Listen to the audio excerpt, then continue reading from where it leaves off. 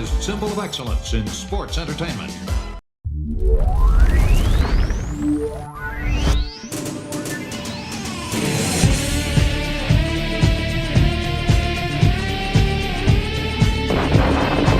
Welcome, everybody, to episode 2 of That Was Extreme exclusively right here on Ad Free Shows. I'm Josh Shernoff, and I am joined by the leader of the BWO and my co-host on the Mind of the Meanie podcast, the Blue Meanie. And of course, the quintessential stud muffin and host of the 69-minute Eargasm podcast, Mr. Joel Gertner. Gentlemen, how are you today? Quite excellent, my good sir. I'm happy to be back. You do something for the first time, and when they ask you to be back, you did something good. So I'm happy to be back. Yeah, same here. Just the amount of feedback. More so than the amount of feedback. Just so many people, I think, have found a way to fit this into their podcast budget.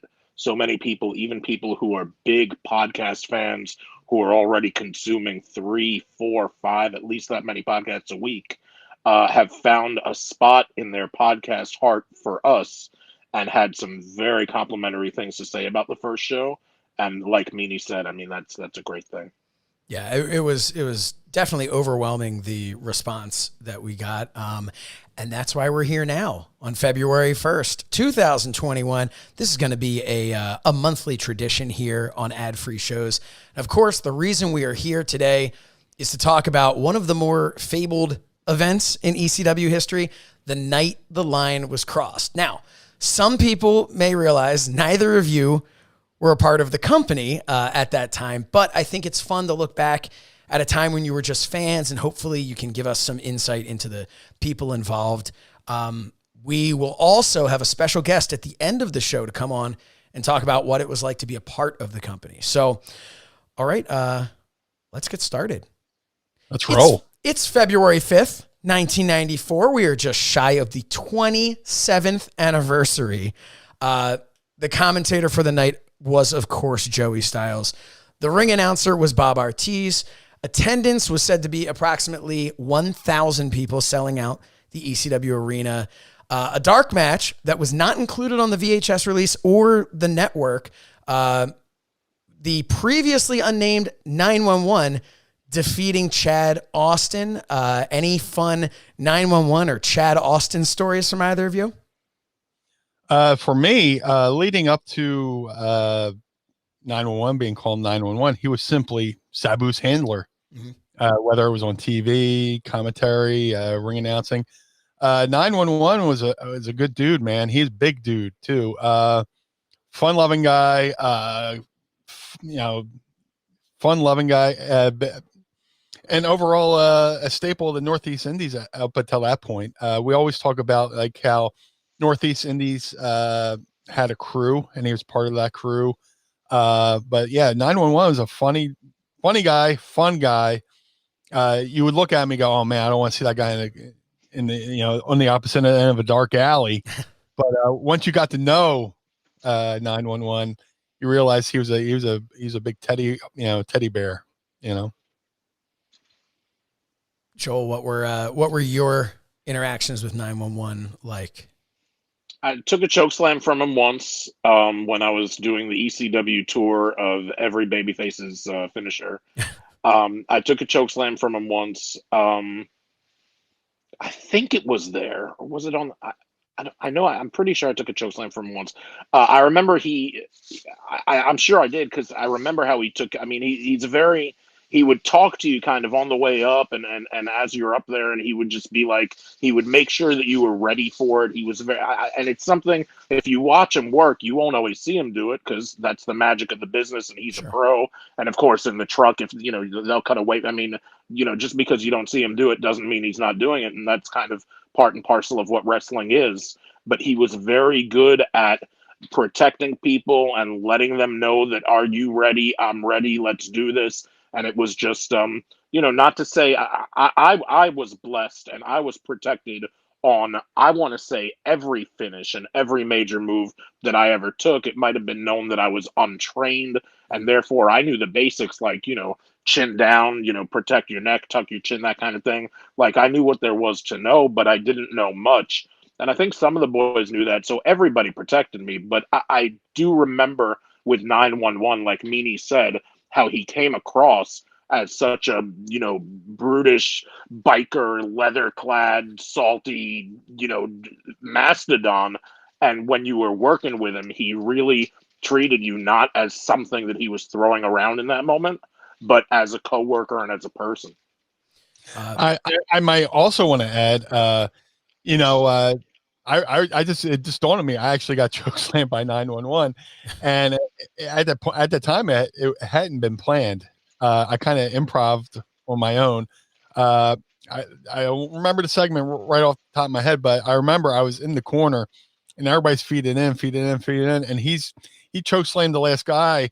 He's just like, pumped like he will always do. I was like, here's my moment. So I ran over. I flipped him in the back, and he totally no-sold it. Turn around like, the monster from the movie. Turn around and like Joel said, he would grab, 911 would grab you. He'd be like, "You ready? You're right. Oh, let's fucking do this." And then he fucking choke slam you. And the capper off it, the fact that it was such a fun moment, me hitting him no-selling, him giving me the goozle around the throat, and I take the choke slam, and Joey Style just tops it off with, "What an idiot." So perfect. Meanie, we've talked on the Mind of the Meanie podcast, which you can listen to every Monday wherever you get your podcast. We have talked before about Chad Austin. His name came up in kind of the talking about, I believe it was lukewarm Chad Austin, because I came up with a lukewarm in the business, and you guys had tossed that around or ever used it. But what can you guys tell us about Chad Austin? Chad was a good dude. Chad was very talented. When I first saw Chad Austin was as a fan in ECW. And then once I got into the business, I started doing independent shows around Pennsylvania, New Jersey, and Maryland. And then I started doing MEWF in Baltimore, Maryland, where Chad was a staple for that organization. And then we became familiar. And then once I went up to ECW, he was another one of those guys who I'd become familiar with on the indies prior to ECW, much like I became familiar with Tommy Dreamer, Taz, Sabu. So once they saw my face in the locker room, it was more welcoming. But, Chad was really talented. Around this time, he was the original Mikey Whipwreck. He was the original underdog, where he was almost winning matches, or he would win a match by a fluke. And then, along came Mikey Whipwreck. And I don't know what the dynamic there that caused the underdog role to go from Chad to Mikey. But, Chad was that original underdog character that Mikey Whipwreck eventually took over.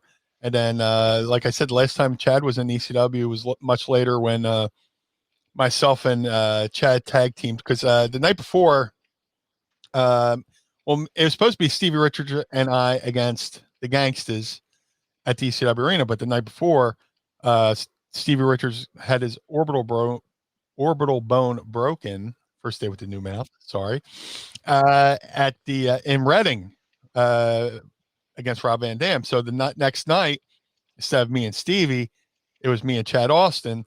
And at the time, the hottest item in wrestling was Stone Cold Steve Austin. So we dubbed Chad Austin lukewarm Chad Austin. And if anybody's seen that match, it's like the tale of two matches. There's me and Mustafa doing comedy, and there's a homicide around the ringside. So, yeah. Joel, any interactions with Chad Austin? Not many. I was familiar with his ECW run and with the stuff that he did in Maryland and just on the East Coast and Mid-Atlantic and stuff. And I knew of him, and I knew that he was a good worker.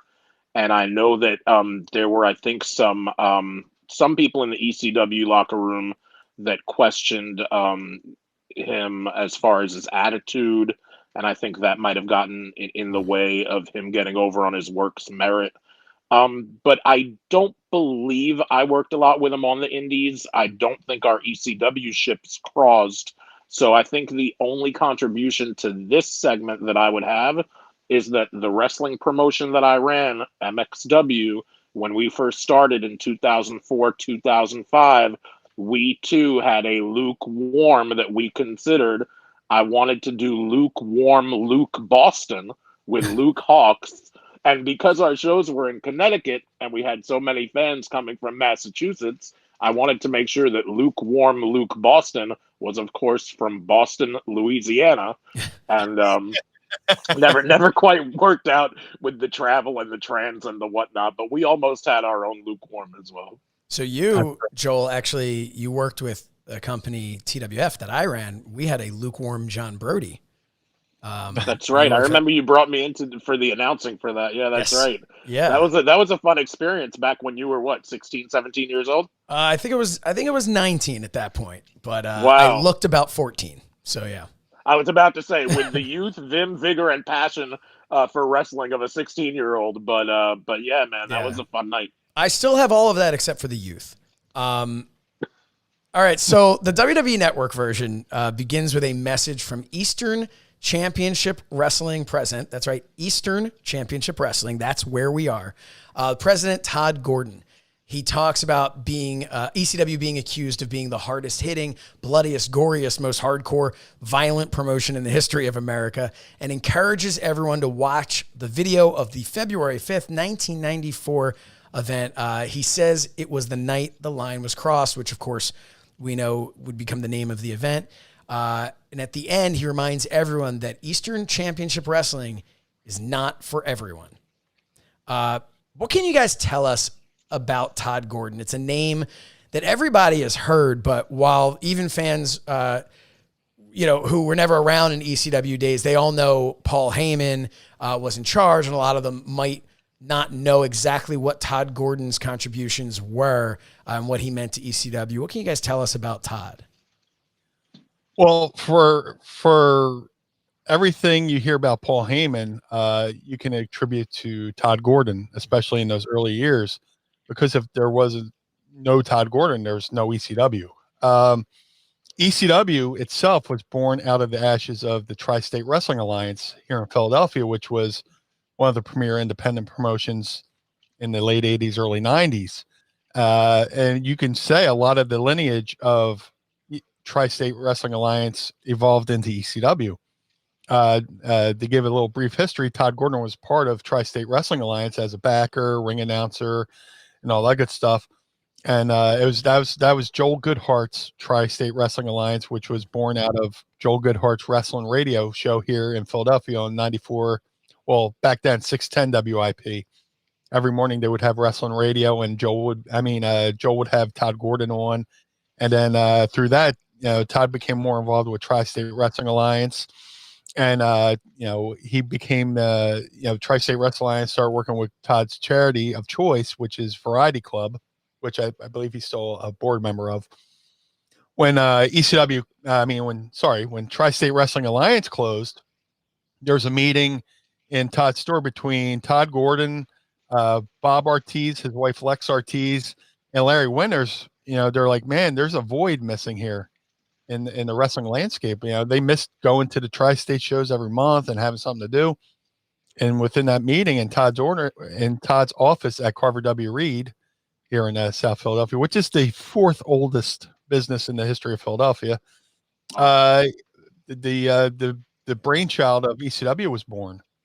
So much to the fact that when they crowned the first ECW Eastern Championship Wrestling World Champion, that ECW belt, it's the old Tri-State Wrestling Alliance Championship belt. But Todd Gordon, he was the financier, the boss, and he made everything work within ECW. And then eventually, at first it was Todd Gordon and Eddie Gilbert as the bookers. Right. Todd and Eddie had their falling out, and it was Todd's foresight to bring in Paulie. History goes to the victor, and a lot of people talk about Paul. But if it wasn't for Todd Gordon, there'd be no ECW. There'd be no Paul Heyman in ECW. And Todd doesn't get enough credit. He's a good man. He's a charitable man. He's a great booker. When we would run shows here in Philadelphia for a promotion called 3PW, Todd, I was like, we need Todd Gordon on board because Todd knows how to talk to talent. Todd knows how to treat talent, and Todd has a great mind for this business. So a lot of stuff you see in those early days of ECW, especially leading into the night the line was crossed, that's a lot of Todd Gordon. Yeah. Joel, any Todd Gordon stories? Anything you want to add to let some fans know just who Todd Gordon was to ECW? No, Meanie nailed it. Todd was pivotal. He was the connection. I mean, Paul's a New York guy, and he was working all over the country and the world. He worked in Atlanta, and he worked in Alabama, and he did work.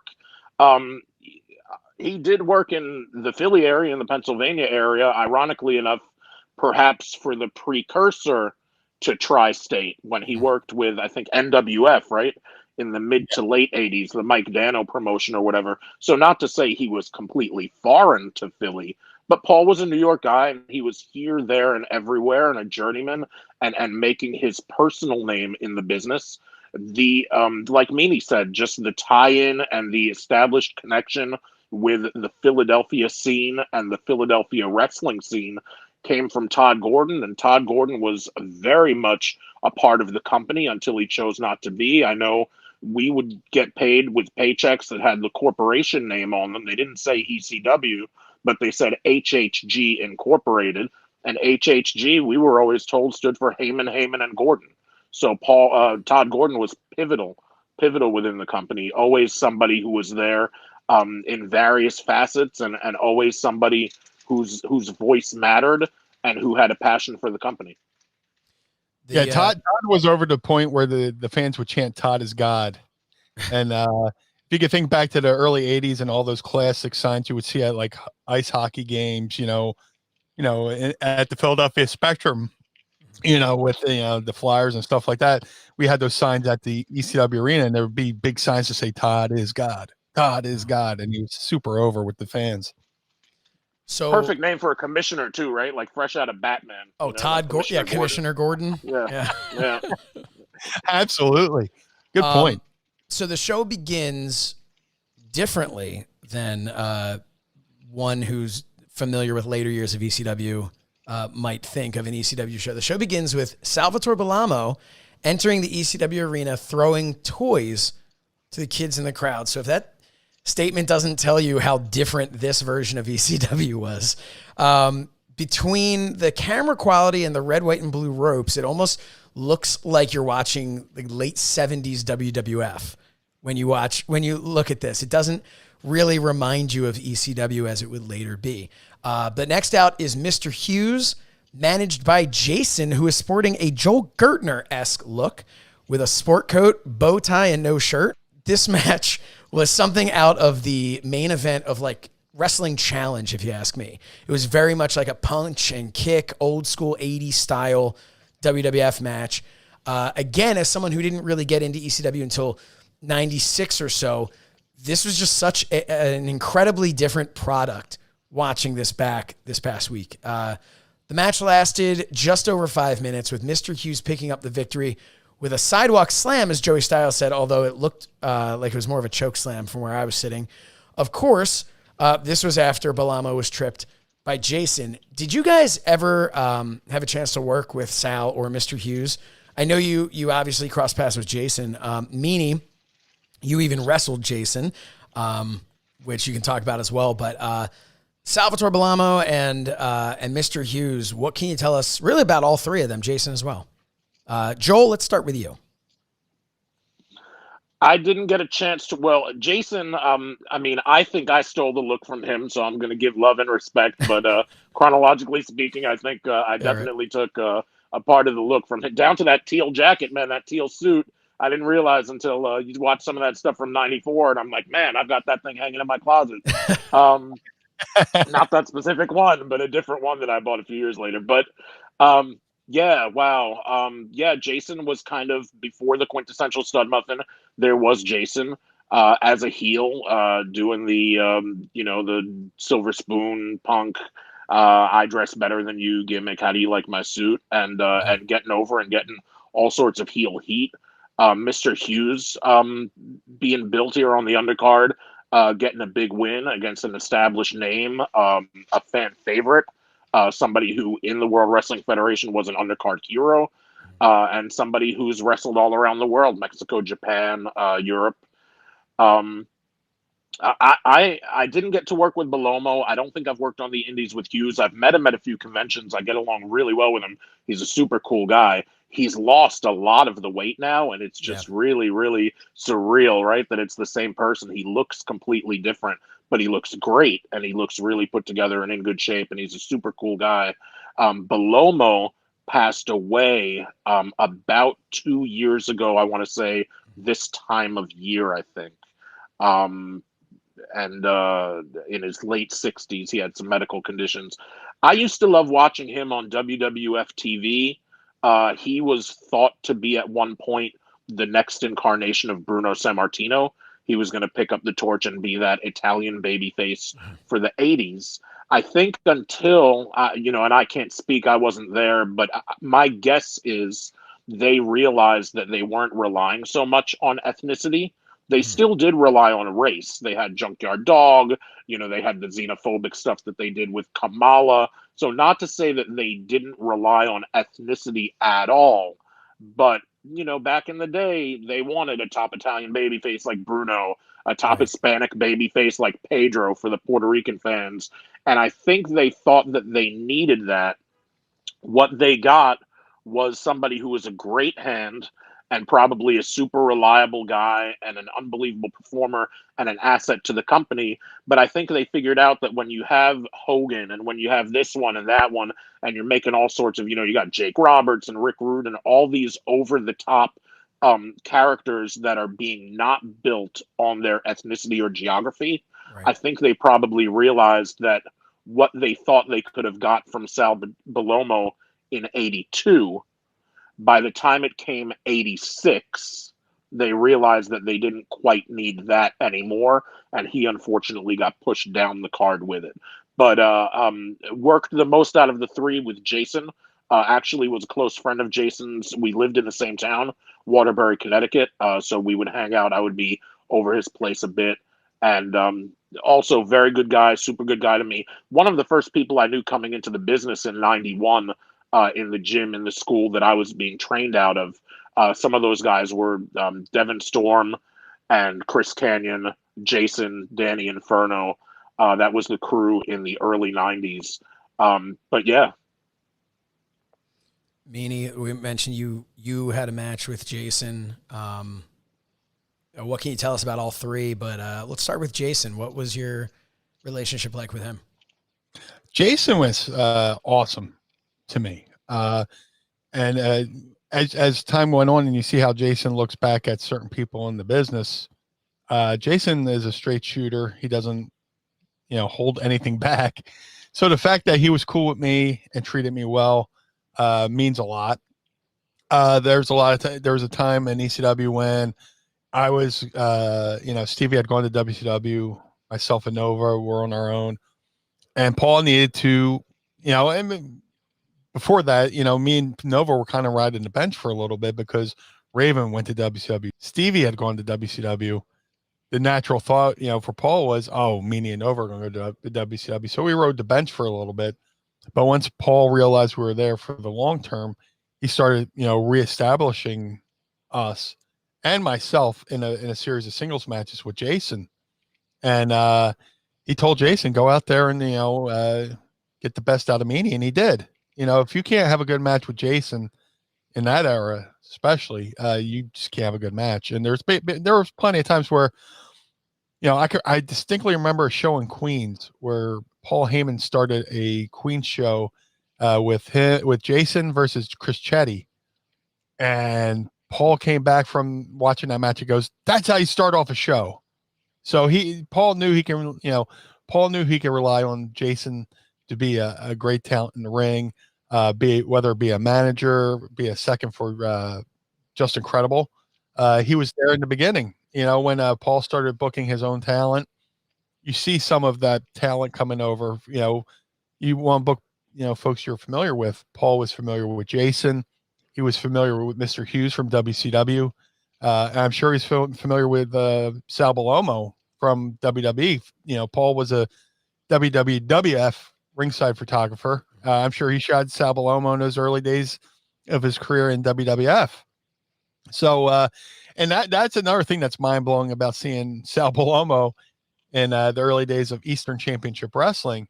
I remember those early WWF shows. I grew up on WWE. I became a fan in '82. That's the bug that bit me. And I remember seeing those early Sal Bellamo matches, clean cut, with the no singlet, or I guess a little goatee. Yeah, but no. Yeah.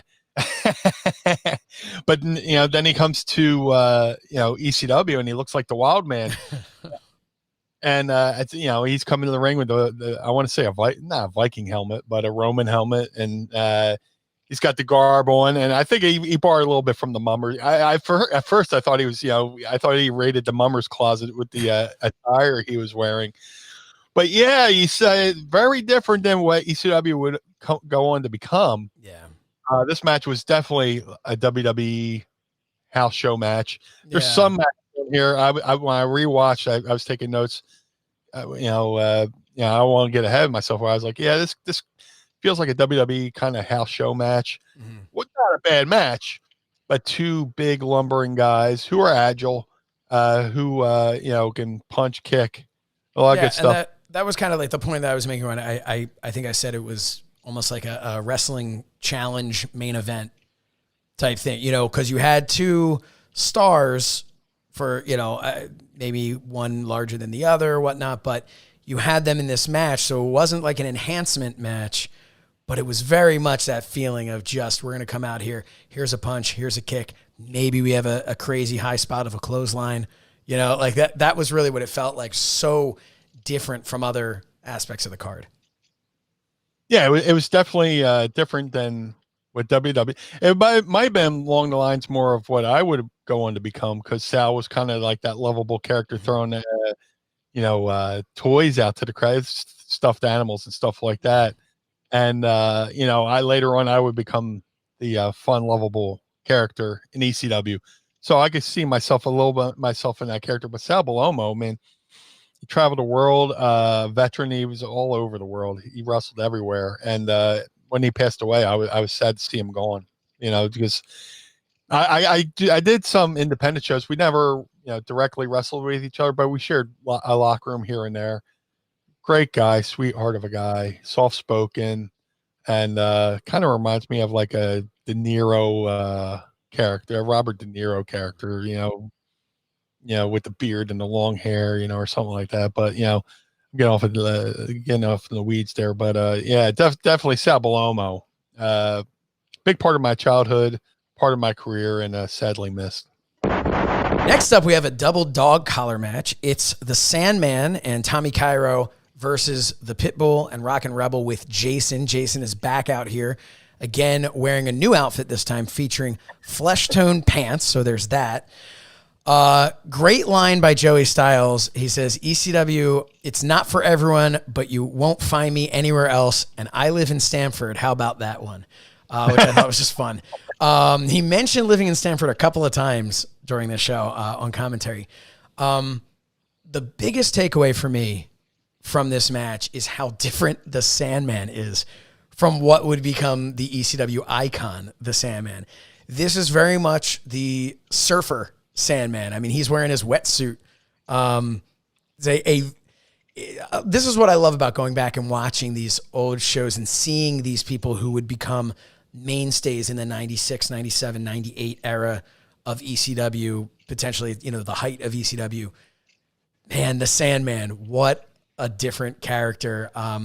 We've talked before, neither of you were in the company at the time. What are your earliest memories, though, of the Sandman, either as fans or when you first got to meet him?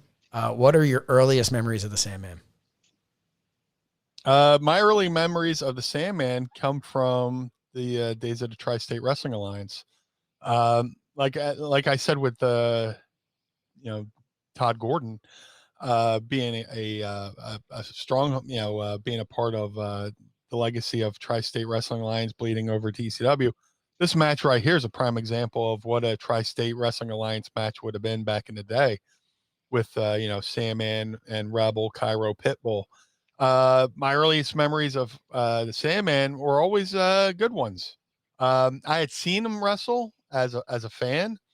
I never really interacted with him until I got to ECW. But once I got to ECW, he was very cool, very welcoming.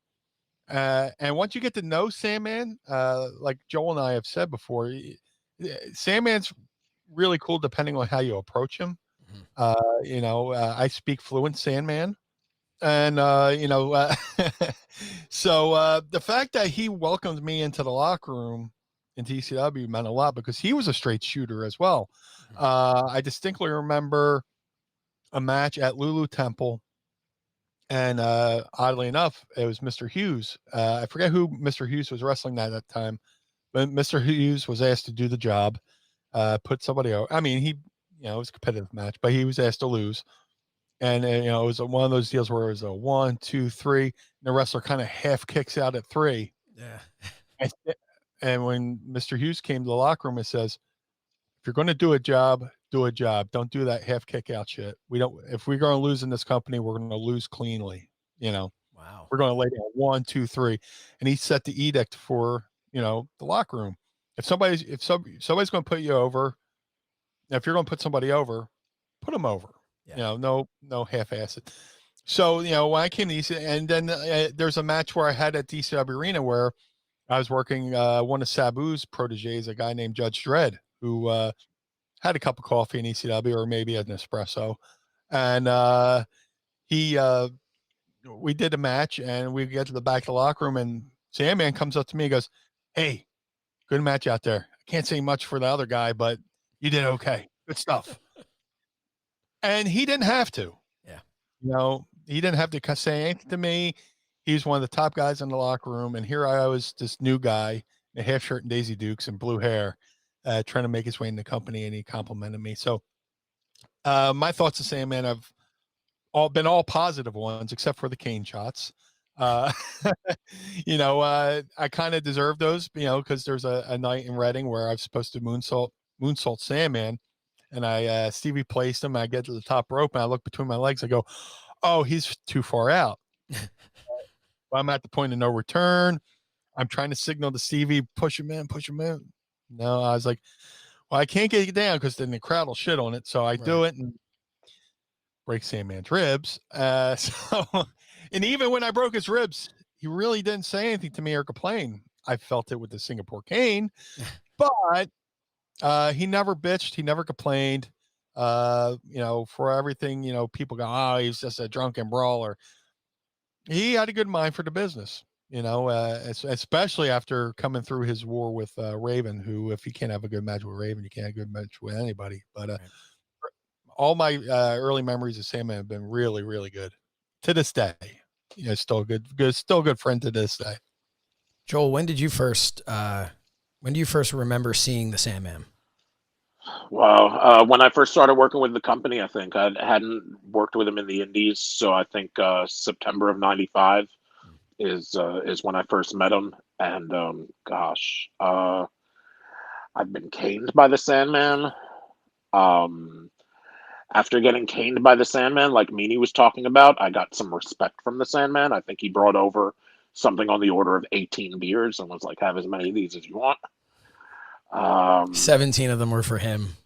17 for let's sit down. 17 for me, but for, Yep. And I think I mentioned it on our first podcast last month. I've only played backgammon. I learned it and then played a couple games of it once in my life. And my teacher was Sandman, and my opponent was Sandman. And ever since those games, I've never played backgammon again, and I've forgotten how to play. But he taught me quite effectively to where we had good games that night, maybe another night too. Man, cut from the same cloth, I think, as Raven. But where you would expect from Raven to get a lot of flowery, intellectual, just thoughts and wisdoms and advice and everything, because you've seen Raven be Johnny Polo and you've seen him be Scotty Flamingo, with Sandman, his character had a very more stilted kind of promo delivery, grunt and groan, pay your bills, a very kind of, there were a few guys in the company at the time that got their message across, not in a bad way. It can still be effective, and Sure. for a lot of characters it's the way it should be, but his character was of that mold. Somebody who got their point across by speaking, but by saying less, and less is more. And it's just so funny because when you're interacting with the real Sandman backstage, there's just such a curiosity factor. And just like Scotty, he just loves to espouse and give wisdom and ask and teach and learn and talk. And he's just, I think, a lot more talkative and expressive than many fans might think of him without the benefit of meeting him, just from seeing him on TV. So this match, I mentioned before, a double dog collar match. This was much more on brand with what ECW would later become. Lots of chair shots, lots of blood. It ends with the Sandman getting the win over Cairo. What can you guys tell us about Tommy Cairo? Because it's not a name that I'm very familiar with at all. It's very apropos that Tommy Cairo and Sandman are tagging because they're pretty much cut from the same cloth. Very blue collar, very gruff. Cairo's got the missing front tooth. Two guys you want on your side in a bar fight. So yeah, Tommy Cairo has been a staple of the Northeast independent scene. I believe he's still going to this day, running independent shows. But another guy, he staple of the Northeast wrestling. He also did UWFI in Japan. He did some of the shoe fighting over in Japan. But good dude, tough guy. I'm not sure where he trained, but definitely a staple of the Northeast wrestling scene. The next match was billed as a no rules tag team match between Public Enemy and the Bruise brothers, which are Ron and Don Harris. Kind of fun to think of them having to specify an ECW match as no rules. But it's an all out brawl all around the arena. The Public Enemy ends up winning when Rocco Rock hit one of the Bruise brothers with a 2x4, and then both of them both pinned him. Any stories that you guys can share about either of these teams? I'm not sure exactly.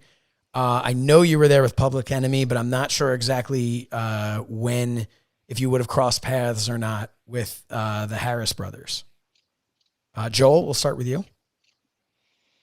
Yeah, with the Harris brothers, I don't think I've worked with them much, if at all. So that would include, I only did the one shot with WWE. With ECW, I don't think we crossed paths. I think by the time I was there in September '95, they might not have been. And then I think they were the Blues brothers at that point. Jacob and Eli Blue, if I remember correctly, in WWF by that point. Right. And then even in TNA, where they were doing the security gimmick, I don't think I crossed paths with them there either. I may have done a show or two with them if they were still around in September of '95 before they left for Vince.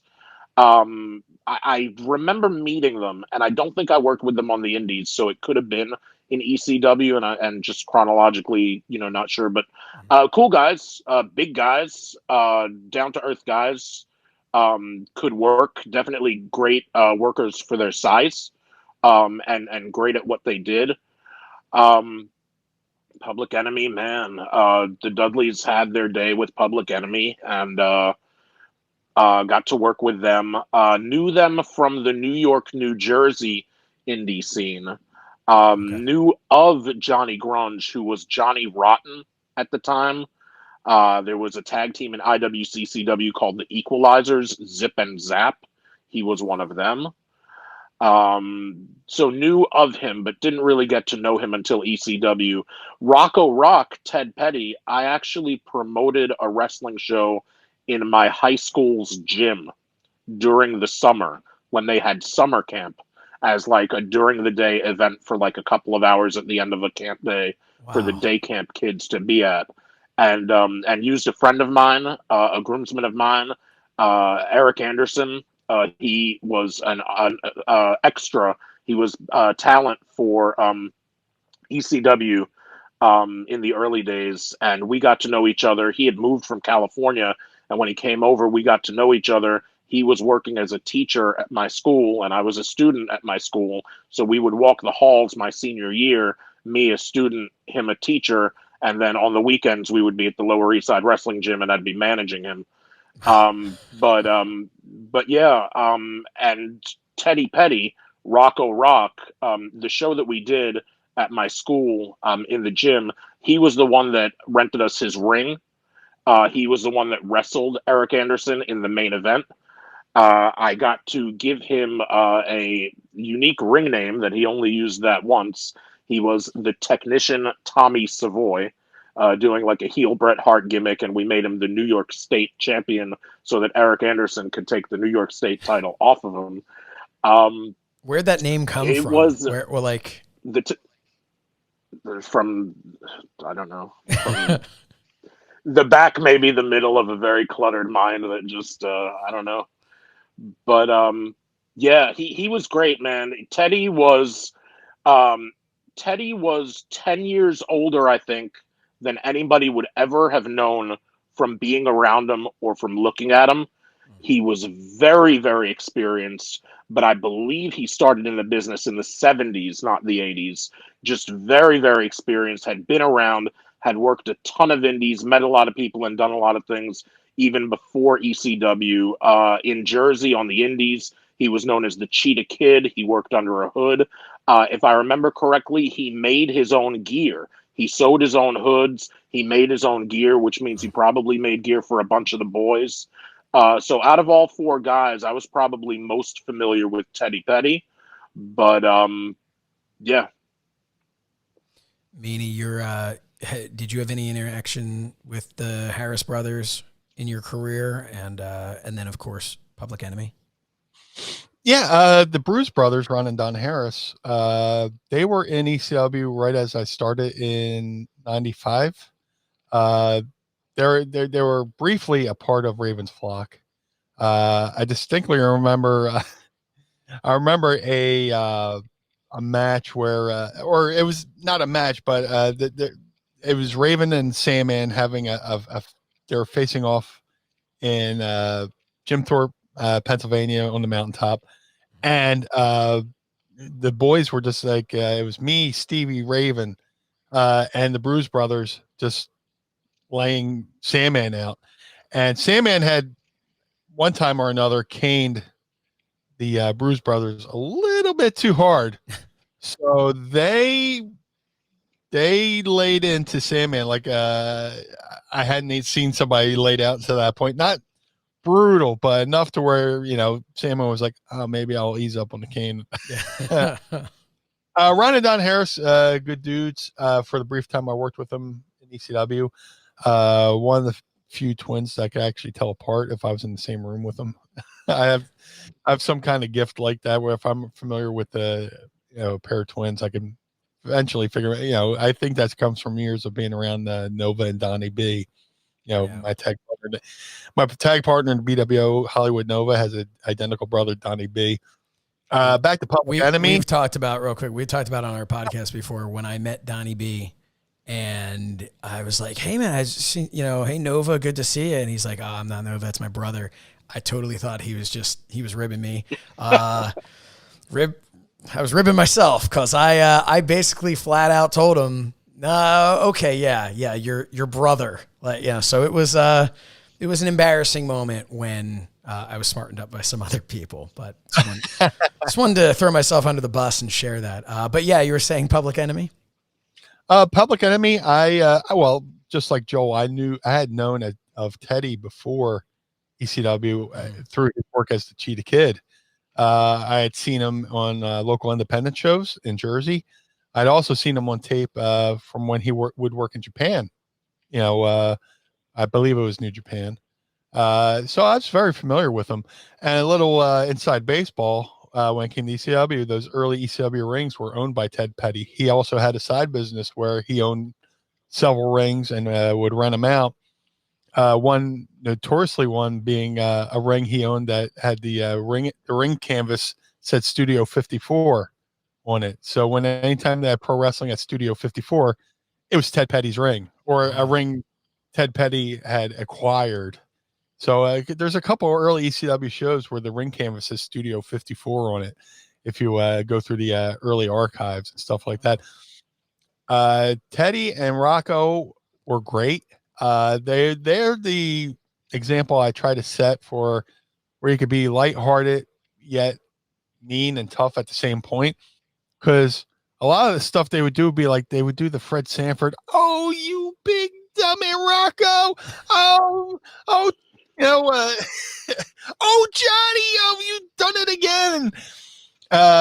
Leading up to this event, on a previous week's ECW TV, the Public Enemy had a match preempted because Terry Funk and Shane Douglas had gone the 45-minute draw, which bumped them. So on the next week's show, Todd Gordon talks about how they were preempted and they're going to have another match, and the Public Enemy are having none of that.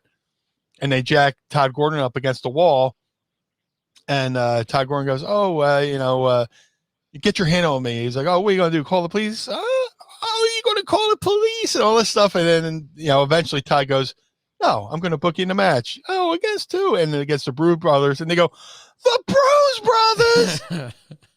And they go from being like, the Bruise Brothers to this Red Fox type character. And then they turn around and go, Bruise Brothers, you might be 7 feet tall, but the harder they fall. And they went from being that comedic, funny haha to they turn around and they turn in like a serial killer, kind of like, somebody's like, ha ha ha. And then they knew when to turn on the heat and become serious. They're an example. Yeah. They're an example that people use all the time when they talk about Paul Heyman's ability to take talent and accentuate their positives and hide their negatives. I feel like Public Enemy is always an example of that, whether they're deserving of that or not. But they're always used as that example. And I think that what you're talking about, that's something that I'm sure he saw in them. That was something that I do think made them stand out, because had they just been the guys who were waving their hands coming to the ring, I don't know, especially as ECW matured, I don't know that they would have had the staying power that they had, because they would have just been a little too goofy. But the fact that they could be fun and you could enjoy them in a comedic sense and then believe that they were legitimately going to mess you up, I think that that's something that really helped their longevity in ECW and helped them get picked up by other promotions for better or worse. But that's just my opinion there. And to further pontificate on your point about Paul Heyman, yes, Paul Heyman finding talent. Paul had seen Rocco Rock and Johnny Grunge wrestle each other on a tour, overseas tour, and went, well, these guys have such good chemistry against each other. They make a great tag team. Right. And decided to put them together. And I was in the front row corner the night the Public Enemy debuted at ECW Arena. Ultra Clash 93, if you watch that tape, as Public Enemy comes out, hard cameras right here. You look bottom right, and you see a kid in a Swamp Candle Staff concert t-shirt. You'll see a young Blue Meanie in the crowd watching the Public Enemy debut. Wow. Our next match on this card is one of the more remembered matches from this event. It's the suspender-wearing 22-year-old Tommy Dreamer from Dreamland, USA. This is just a couple of months before he really earned respect from the ECW crowd when he was caned in the middle of the ring, which any ECW fan remembers. But at this point, he's pretty heavily booed. And he's standing across the ring from Superfly Jimmy Snuka with Hunter Q. Robbins III. I Either of you have any fun Hunter Q. Robbins the Third stories? Joel, you I can go don't. first. I don't. I never met him. He wasn't there in the latter part of '95. You know what? I might have met him. He might have come to visit once, so I can't say I haven't met him. I might have met him, but I don't think I've worked with him, and I don't know him at all. Meanie. Early in my pre-Blue Meanie career, I had met Hunter on a couple, I believe, Dennis Corluzzo shows in Jersey. And he was still doing the character. He's also trying to do different things with this character, wearing like different color contact lenses, stuff like that. And I believe he managed for a good while later on with Dino Senna, baby, and in North Pennsylvania. I didn't have Man many. walked away with a lot of fruit baskets. A lot of fruit baskets, hot dogs, handshakes. I think we've all been there. And nothing else. Handshake and a hot dog. But not too many interactions with Hunter Q. Robbins, but the ones I did were quite pleasant. How? Yeah. Oh, no, I'm sorry. I will say in this era of ECW, Hunter Q. Robbins was over to the point where he would come to the ring and the fans would chant at him, Kmart suit, Kmart suit. Like, I guess as if Kmart suits were an insult back then. But he always, the character put himself on as being this higher quality, more posh character. Then, the fans are chanting Kmart suit. And in the early days of the ECW signage, we remember all these, Kane Deweys and all that stuff. Sure. But when it came to Hunter Q. Robbins III, my favorite early ECW signs was Hunter Q. Robbins the Turd. So, and they nailed it on that one. How important was it to you as fans to see people like Superfly there in ECW?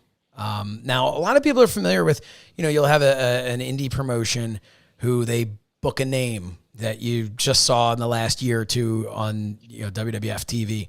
So they'll book, and they still to this day, as soon as someone gets released or something, an indie promotion will grab them up and use them. It's a great way to, I mentioned having Joel on a promotion that I was running back in 2002 because Joel was a name and it brought legitimacy to our promotion. To have Superfly Jimmy Snuka on this show, as a fan, Meanie, we'll start with you. What was it like to see somebody like that in ECW? Definitely, it was again, and to me, seeing Snuka, as all these years later, in hindsight, being an expert in hindsight, 2020 vision, seeing Jimmy Snuka on the show is another testament to probably Paul Heyman influence. Because Paul had worked for WWF, but it added a little bit of credibility to ECW, and it's very smart booking because Jimmy was one of the top guys in WWF, which they used to film their shows every day. Every week's WWF TV shows were filmed in Philadelphia, then later Allentown and Hamburg and stuff like that. So Jimmy Snuka was a staple to the Philadelphia wrestling scene for decades.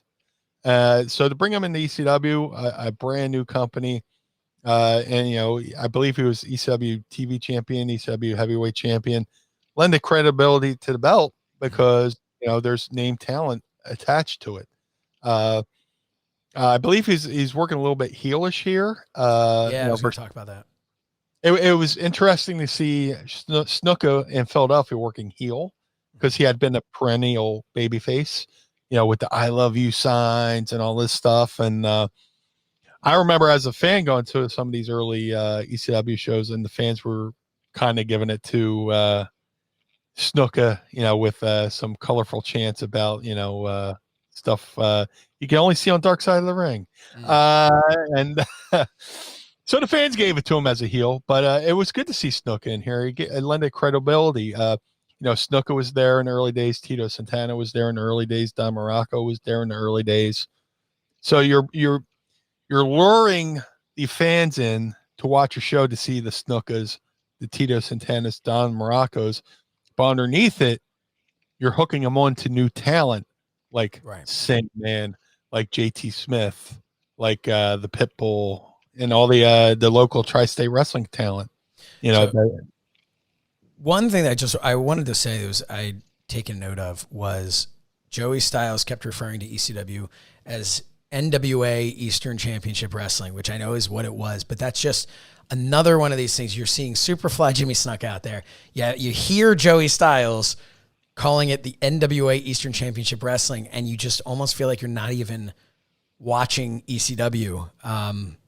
Just something I wanted to point out there. But Joel, to kind of piggyback off of what Meanie was saying, do you agree that legitimacy that was brought in by having people like Superfly? Wholeheartedly, yeah. You get a lot of validity from having a guy like him, and then he's on the TV. You keep him on for as many minutes as possible, and people are flipping channels, maybe, all because you're buying the time. So you want people to watch you, and all of a sudden they see Jimmy Snuka, who they recognize, who they like, and they, like Meanie said, a version of what he said. So they get tuned in, and now they stay tuned, and now they can watch developing talent in the following segment and the following match. So very important. Yeah. And fiscally too, at the time, let's say it's 94 and not as many people have heard of ECW.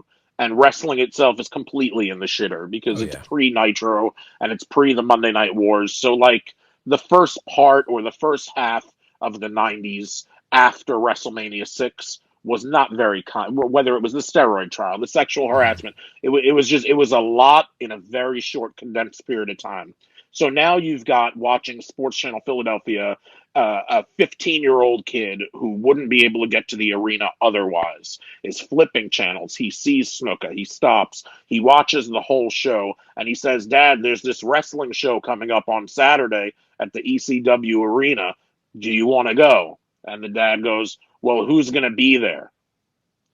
And even if 5 other people on that show resonated with the kid, whether it was Tommy Dreamer, whether it was the Sandman, whoever it might be, even if he wasn't the biggest fan of Jimmy Superfly Snuka, now he's going to tell his dad, Jimmy Snuka's going to be there, but it's this kind of show, that kind of show. And like you say, that doesn't just get people watching the show, but it sells tickets above and beyond what he's being paid to be there. So just if you're running a business, if you're running a wrestling promotion, it's just very, very smart to bring him in, not just to get people to watch the TV, but also to sell tickets and to have on the show in that same capacity that Mr. Hughes had with Sal Bellamo, where you could even put him down the card in a hot opening match.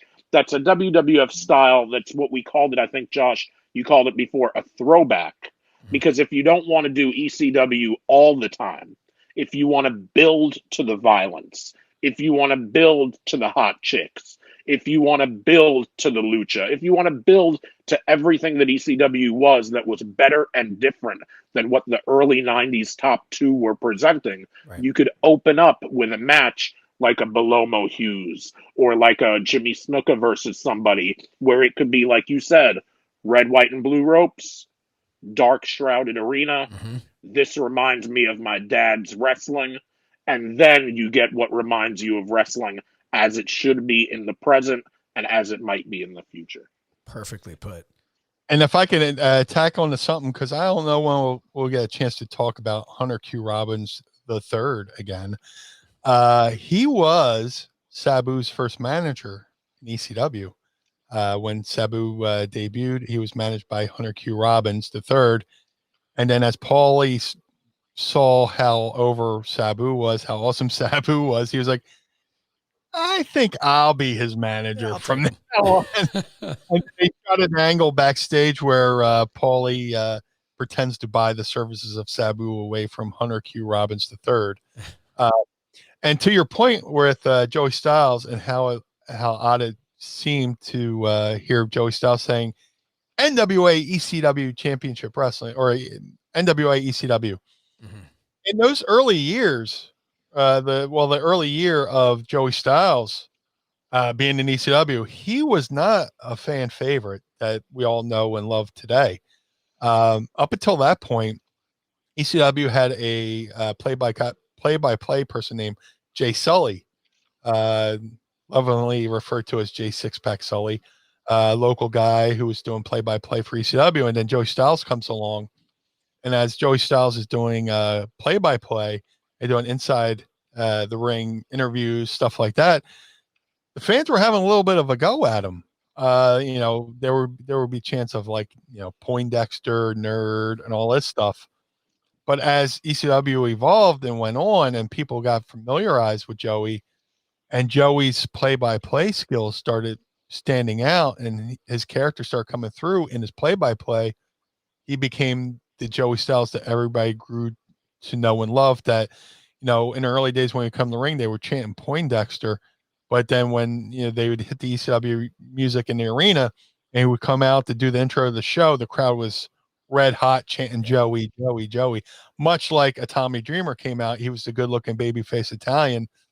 They gave him a little bit of shit, but once they saw his character come through, Tommy Dreamer got over. So there's a little bit of a parallel between the rise of, like how Tommy Dreamer, Joey Styles kind of weren't welcomed right away by that the bloody knuckled blue collar ECW crowd, but the hard work shined through and won the crowd over. That's why I think that this show is so interesting, because of the time period that it is. It really is the start of a transition into what we would learn to love as ECW. This match in particular starts off with a whole lot of pacing. In the beginning, I'm watching this going, I'm thinking to myself, maybe Superfly was looking at this saying, this is a small indie show, I'm going to phone it in. But I started to realize he was really turning that crowd against him. And there was even a point where Dreamer exited the ring to stick up for one of the fans at ringside, put the kid's hat on. It was a masterful display in how quickly you can turn a crowd against you and get your opponent over. There were lots and lots of boring chants here. It was almost 5 full minutes before the first lockup. But, a lot of people will tell you boring's okay. It's when they say nothing that matters, because boring means they're still engaged. Once they started, though, they really did get going for about 3 seconds until Superfly powdered out of the ring, and he would pace around for a while. Then they were back in the ring, pacing again. All in all, the match was fine. But it was really towards the end of the match, Dreamer kicked out of the Superfly splash. That shocked everyone. Joey Styles, maybe most of all. And then Snuka gave 2 more Superfly splashes before pinning him with pretty much just resting his knee, maybe a hand on him. After the match, Snuka gave Dreamer another Superfly splash, causing him to cough up blood. Todd Gordon tried to intervene, was caught with a diving double axe handle by Superfly. Eventually, that brings the locker room out, and Snuka leaves. As fans during this time, what did you think?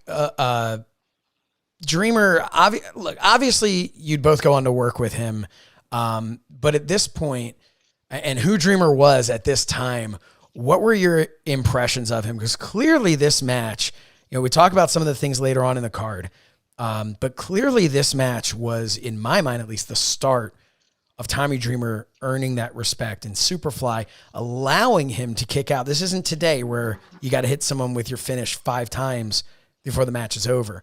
Allowing him to kick out of the Superfly splash was huge in my mind. So what were your impressions of Dreamer, just as fans back in the day, this Dreamland USA suspender wearing, clean cut, fresh faced Tommy Dreamer? Joel, we'll start with you. Well, sign guy, from the crowd, the fan sign guy, like we were talking about, he has a sign during this match, which makes me think maybe that he wasn't fully on board yet with rooting for Dreamer. ECW, no pretty boys allowed. This match made Dreamer. Getting the respect of being caned helped and made him also, but this match made Tommy Dreamer. And when you think about it, if wrestling was completely 100% across the board legitimate, and if it was sport, it makes sense why this match made Dreamer, because the same way Snuka is a legend in Philly for what he's done at the Spectrum, he's a legend in the New York City area for what he's done at the Garden, whether it's with Backlund and in the cage, whether it's Morocco in the cage, all that in 82.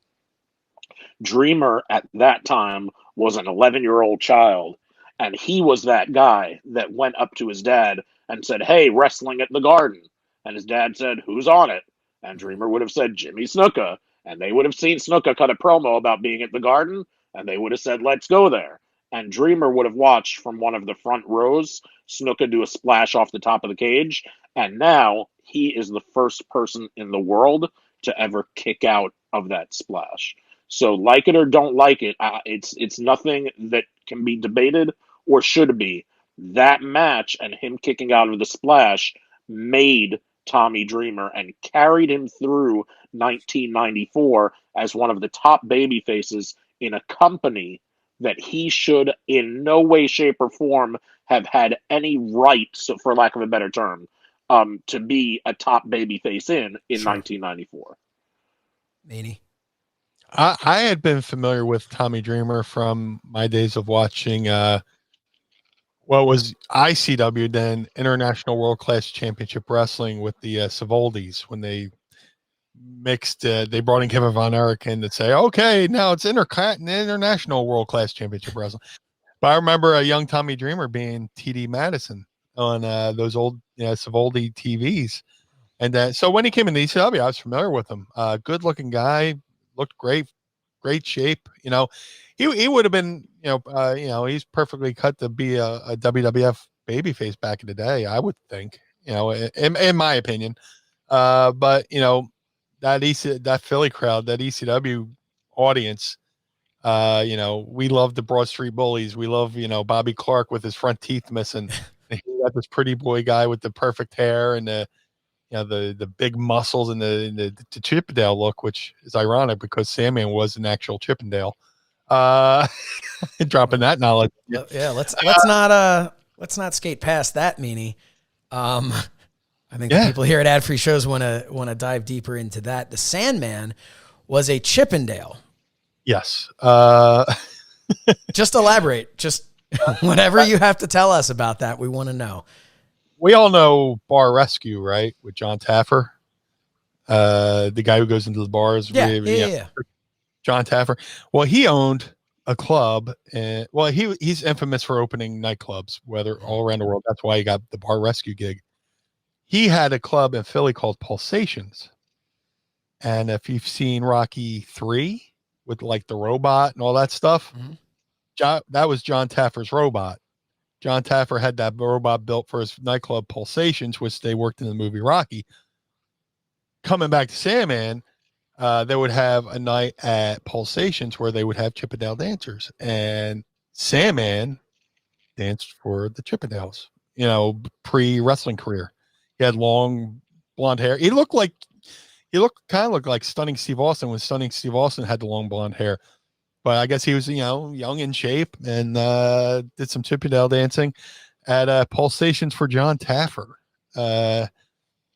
He tells the Pulsations was notorious famous in the Philadelphia area for having this UFO that would come over the nightclub, and one night it fell and killed somebody, and they took the dead person out and continued to party.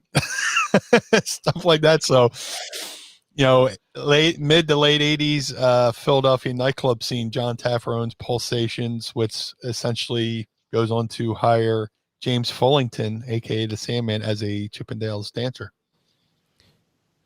You just changed so many people's views, opinions. I've asked him if may have broken hearts here. I've asked Hack, do you still have photos? He's like, my mom's probably got them somewhere. His mom's got them. Or he's like, my mom probably threw them out. But like I've heard these stories, and just like you, I was like, stop what you're saying right now and tell me the story. Yeah. And, to be honest, I'm not even sure what you were talking about before you mentioned that. Tommy Dreamer kind of being like a Chippendale Yeah. with the scissors and the being well tanned and well coiffed with the hair, and yeah, much like he was like a Chippendale, much like the Sandman. All right. Well, I mean, there's part of me that's thinking there's a missed opportunity of you and him kind of doing a Chris Farley and Patrick Swayze from Saturday Night Live. Oh, absolutely. That's somebody wants to. Yo, girl, give me $1. Good God. The next match. Put it in your song, babe.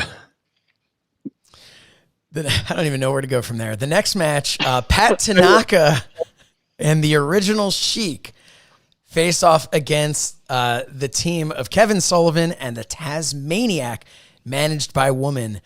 What a team. Kevin Sullivan and the Tazmaniac. The only thing that I think would have been a better team would have been Kevin Sullivan and Taz, the non-Tazmaniac character. But it's interesting to note that when Sheik entered the arena, he knocked the curtain over. I don't know if that was on purpose or not. Tanaka is in street clothes. Everyone else is in the wrestling attire. Kevin Sullivan was busted open within the first 5 or 10 seconds of this match.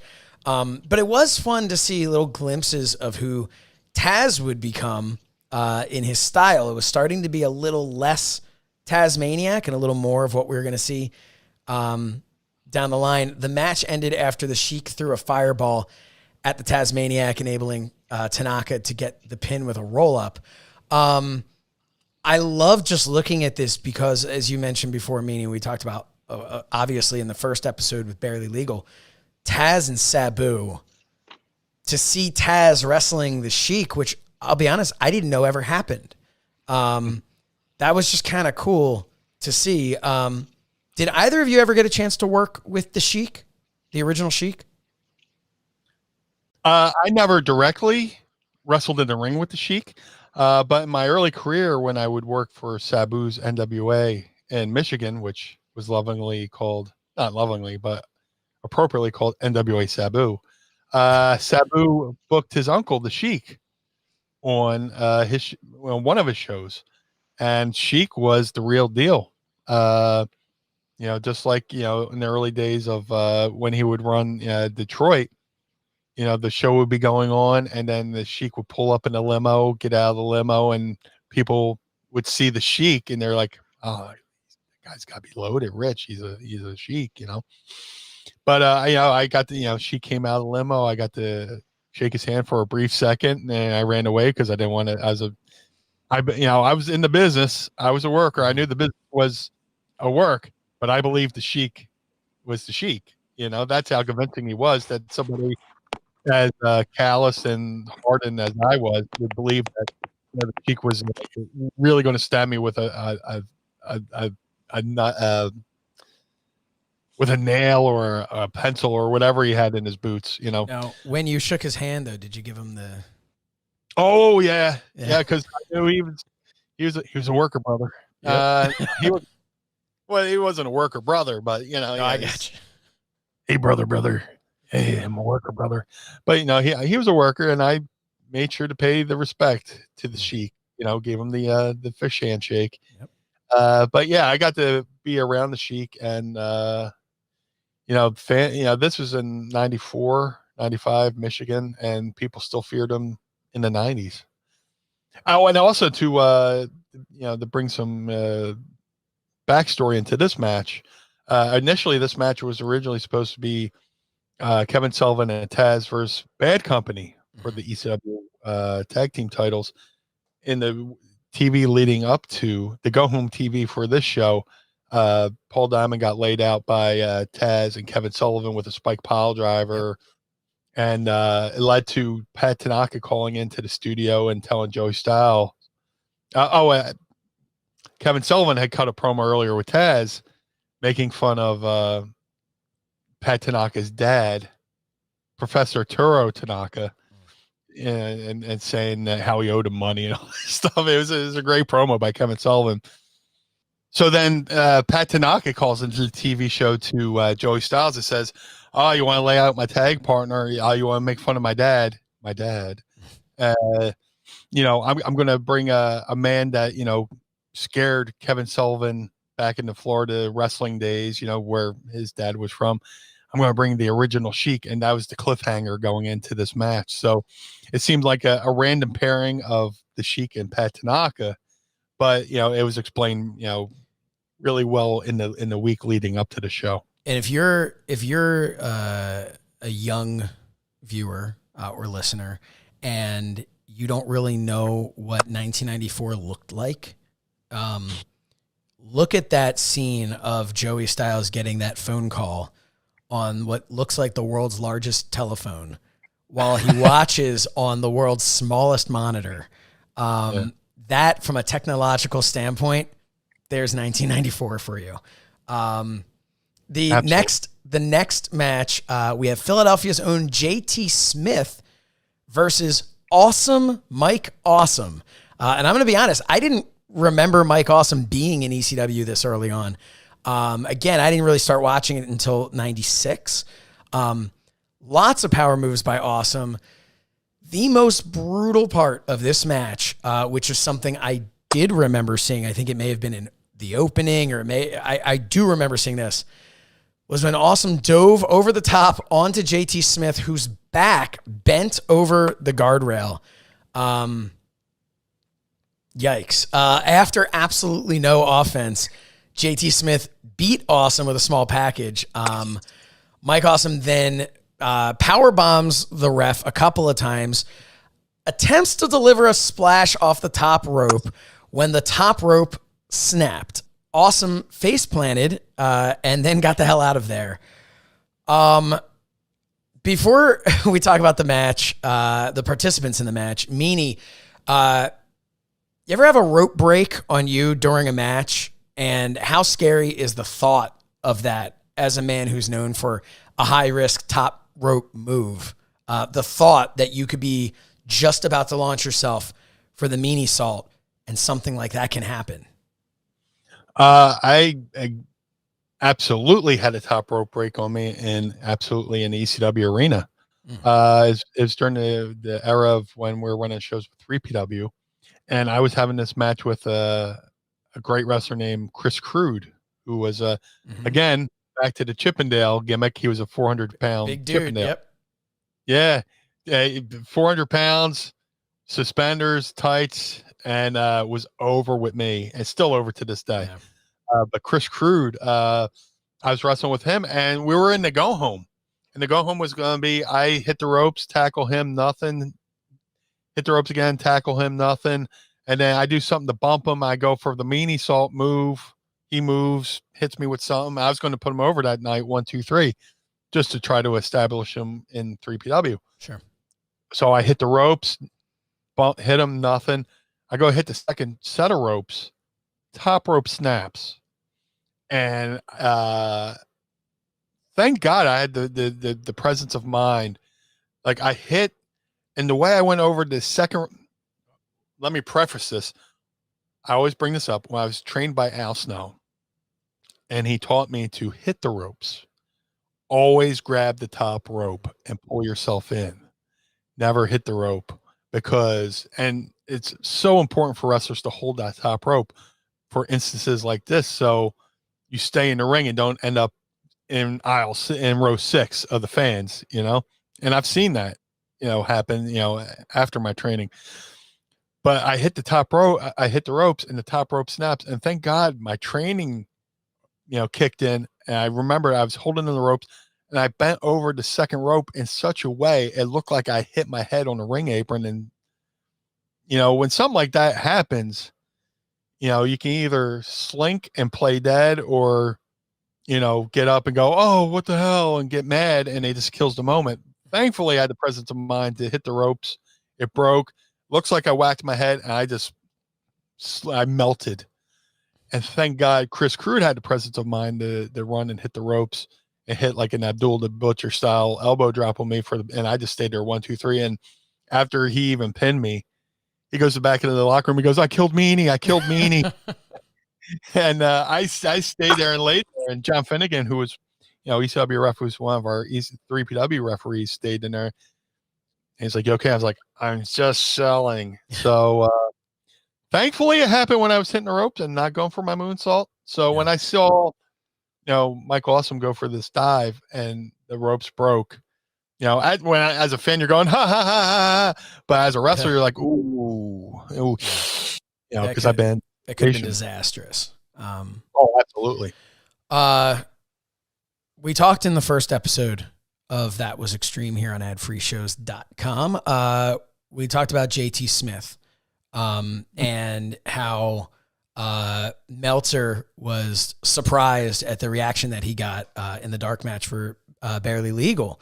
And you took issue with that, Meanie, about how JT Smith should have gotten that reaction because everybody appreciated him from back in the day. And it was fun to kind of see him in the back in the day you were talking about. JT Smith, we talked a little bit about him last week. Mike Awesome. Any stories, and by the way, it was last month, not last week, but any stories about Mike Awesome, any opinions on him? Obviously he's no longer with us. What were your thoughts? Both of you, Meanie, we can start with you. What were your thoughts on Mike Awesome? Mike Awesome was a specimen, if I could say that. Not only was he built sleek and big and muscular, tall looking guy, but he had the sweetest mullet in the wrestling industry. Yeah, he did. And again, this is like a product of Sabu, because I'm pretty sure Sabu helped get him booked in ECW because Sabu and Mike Awesome had worked all overseas in Japan for FMW. Sabu was always good for trying to bring in new talent, whether it's Mike Awesome, which worked, or Judge Dredd that didn't. Sabu, brought in Louis Piccoli. So this is another product of Sabu bringing in some talent that, maybe Todd Gordon and Paul Heyman might not have noticed, but Sabu knew from his working in Japan, which brought an international flavor to the ECW show because, there's a time when ECW was booking guys from the Japanese promotion wing. So here we are bringing over Mike Awesome from FMW. Mike Awesome, sweetheart of a guy, really good dude. I know I've said this before, but you always, you ask me for any locker room stories, and there really aren't any because he kind of was quiet and kind of kept to himself, other than seeing him, work up a good sweat, work up a good pump, pre-match stuff like that. But good dude. Nothing. I have nothing. There's nothing bad to say about him other than he was a great worker and agile big man who he would go on to inspire a lot of people. And we talk about how nowadays when people do dives, it looks like they're just jumping through the ropes and doing patty cakes. And then you show somebody Mike Awesome diving on the JT Smith and nearly bending him backwards. That was in the opening for a good year. Yeah, I was going to say that. Like I said before, I was very familiar with that scene, having not been a fan at the time in '94 when this happened. And having known JT Smith, he was either lying to me or I don't know. But he said it didn't feel as bad as it looked. Dude, I remember people always being like, JT Smith, he broke his back when that happened. Like everybody thought he broke his back. From a fan standpoint, but yeah, hey, thank God it didn't hurt as bad as it looked. I was later going to see JT. I was like, "Hey man, how'd that feel?" He goes, "It was nothing." I'm like, "Really?" Yeah, he may have just been no selling that, but maybe. Joel. Yeah, we talked about Mike a little bit last month. He was just like Meanie said. Again, for lack of better terms, he was a normal, unassuming, mild-mannered, kind-hearted dude that was, in the body of, if he's a baby face, in the body of a giant, and if he's a heel, in the body of a monster, But if you were in the same room with him and you had your back to him and didn't know what he looked like and he'd be speaking to you, or if he were speaking to you over the phone, you would never guess that he's this 6'9", 290-pound, cut, put together, super athletic. He was just a dude, man. He was like Meanie said, tough to really paint him into any kind of over the top stories, because he kind of just did his own thing and just blended in. All right, the reason we're all here, the main event of this event was a 3-way dance for the ECW Heavyweight Championship, with the reigning champion Terry Funk defending against Sabu and the franchise Shane Douglas. The setup for this match was that Sabu lost the championship to Funk due to interference from Douglas.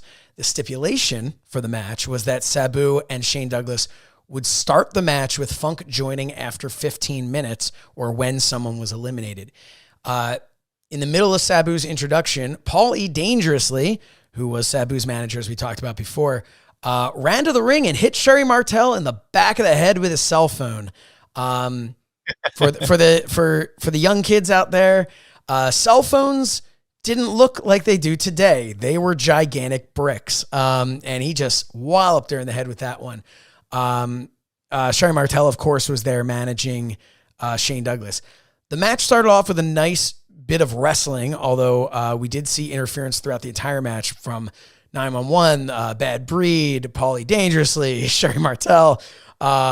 Sabu is working on Douglas's injured shoulder and eventually goes for a moonsault from the ring to the outside. Douglas moves out of the way, and Sabu, of course, goes through the table. Sabu appears to be injured and exits the match just as Terry Funk enters, creating a new one-on-one matchup here between Terry Funk and Shane Douglas. Sabu eventually re-enters the match, and at one point there's even a random run-in by Ian and Axel Rotten. But after 60 minutes, the match was declared a time limit draw. The match received a standing ovation from the audience. As fans, what did this match mean to the two of you and to the company and the business as a whole? What would you say? Joel, we can start with you here.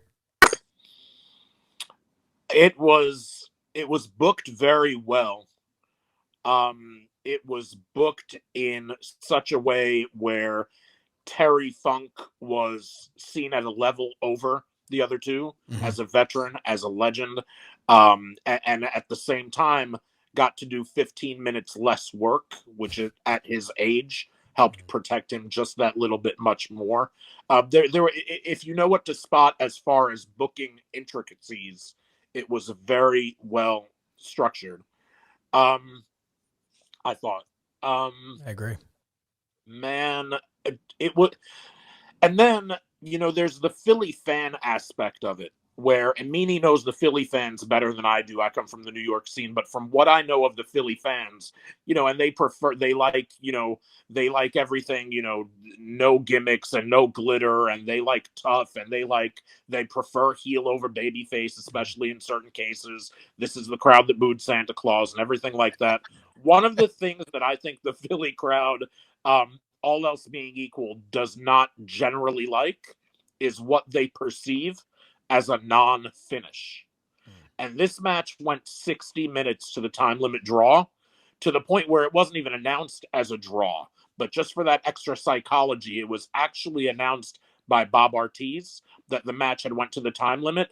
There is no winner, which lets you know that all three guys were out there 60 minutes, 45 minutes, killing each other. And not only were none of them individually the winners, but you couldn't even find a winner for all that violence because there was no winner. So it's announced as there is no winner. I would have predicted, all else being equal, a Philly crowd would have shat on that, and they actually gave it a standing ovation. Yeah.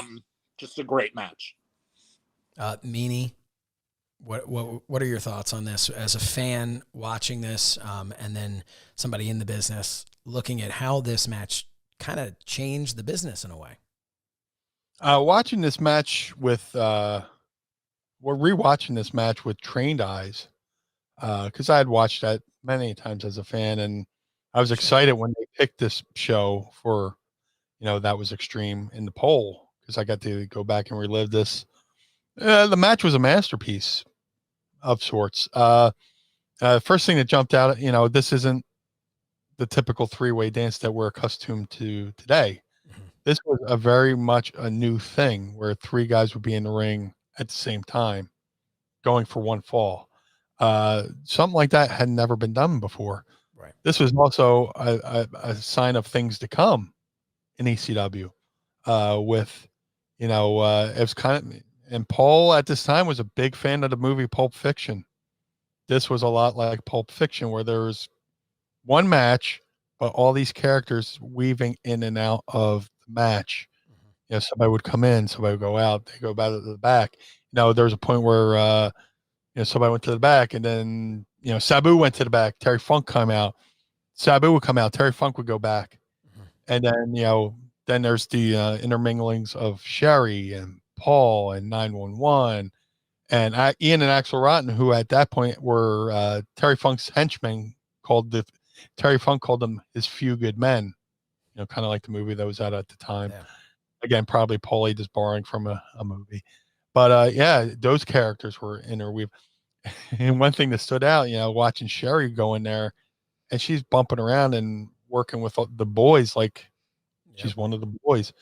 And it reignited the crush I had for Sherry Martel as a teenage boy, huge crush on her. And very fortunate to get to know her once I got into the business and stuff like that. And she was every bit the woman, class personified, tough as nails, but can hang with the boys and probably, outlast a few of the boys, at the bar, but, this match was a sign of things to come, and a sign of things I would go on to learn once I went into ECW and start working with a guy like Raven, where Raven had similar booking philosophies where something would happen. Here comes Meanie, he gets caned, boom. Here comes Stevie, he gets caned, boom. Here comes the Brew Brothers, this, that, and the other thing. And one match would have so many different levels, ups, downs, crescendos, right? Bring you up, bring you down. And the fact that, all this is going on and they're giving the time cues, which you really never, AEW start bringing that back, which is a nice touch. But back then, the time cues, 10 minutes, 15 minutes, 10 minutes, 5 minutes, and then the final countdown to where Terry Funk's trying to go for a barrage of pins. And, when they the final bell rings and, they announce there's no winner and the crowd applauds. That is a testament to the work of every single person who was in that match. And I'll go as far as to say this, with Joel, to touch on what Joel said, the crowd applauded, and that's a hardworking crowd. Philly, New York crowds, are like ugly cousins to fight each other, but they all get along. They're more the same than they like to let on. But that Philly crowd did not shit on that finish. And the point I was going to make, to further expand on that, maybe a year and a half later, they had a match at the ECW Arena with Shane Douglas and Tully Blanchard, where they were going to do a 60-minute draw. And as the match was going on, the crowd started sensing that this match is going to be a 60-minute draw, kind of like the first three-way dance. And the crowd was having none of it, to the point where the crowd stood up in unison, turned their backs to the ring, and started pointing to the bingo signs, chanting bingo, bingo, bingo, shitting on Tully Blanchard and shitting on Shane Douglas. So, that crowd could have easily just turned on this match, but they didn't. And that's a testament to the folks who were in the ring performing, because a year and a half later, they're having none of it. It's all in the presentation. Joel, what were you saying? It seemed like you were saying something. No, I was at, I didn't go to very many ECW shows before I started working there. I didn't get to many as a fan. I was up in upstate New York for like 3 years before at school. So I would only very sporadically, if I had to guess, I would say maybe I went twice as a fan. But one of the shows that I was at was the Shane Douglas Tully Blanchard draw. And it's not just urban legend, man. Yeah, that everybody turns around and points at the bingo board and starts chanting bingo to let it be known that they would prefer to be playing bingo than watching what they were watching. Maybe it was even more well received than might be thought for the main event of the night the line was crossed, because maybe the fans were starting to understand that ECW needed to break through, and that this could be a pivotal and seminal moment in the development of ECW.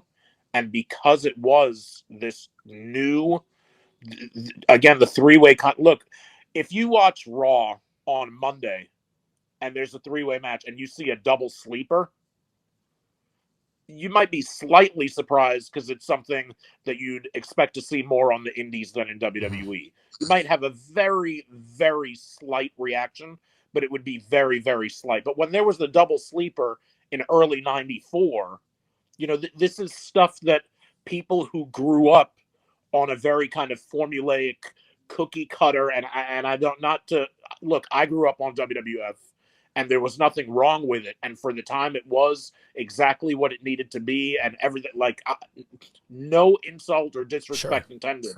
But with hindsight being 2020, with knowledge of, just now that we have the last 40 years and we can look back,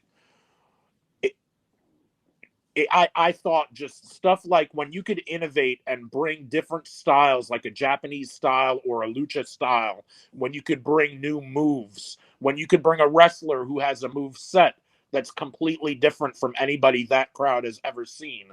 I think it helps build the company the same way a year or two later in 95, 96, we would bring in lucha guys and guys from Japan, but specifically the lucha guys. You know how important they were to us because they were immediately, summarily, within 3 to 6 months, stolen by WCW and became the backbone of their cruiserweight division. Yeah. So things like that, I think maybe the fans knew deep down that they wanted more of what they had been getting in recent months, and they knew that if they shat on that main event, that it would do the company more harm than good. But either way, that's not taking anything away from the three men that were in the match, because the fans obviously loved what they saw and were thankful for what they got. One thing I want to point out that really has nothing to do with the match itself, but the ropes. We talked about the red, white, and blue ropes, and we talked about the top rope breaking. Obviously, there was a little time between, you can't see it on the network because it goes right into the next match. But they switched. They took that broken top rope and put it on the bottom because nobody uses the bottom rope, when you hit the ropes. And they took that bottom blue rope and put it on top for this match. Just it's a little fun fact for people to look into. Following the match, Joey Styles is interviewing Terry Funk. Funk gave an emotional interview, making a statement saying WCW isn't worth a damn. He took issue with people who run the WWF. He said they belittle his sport. I mean, he had tears in his eyes. He was so emotional in this match. A great interview. After Funk finishes speaking, Todd Gordon walks into frame and thanks the media for showing up to this press conference.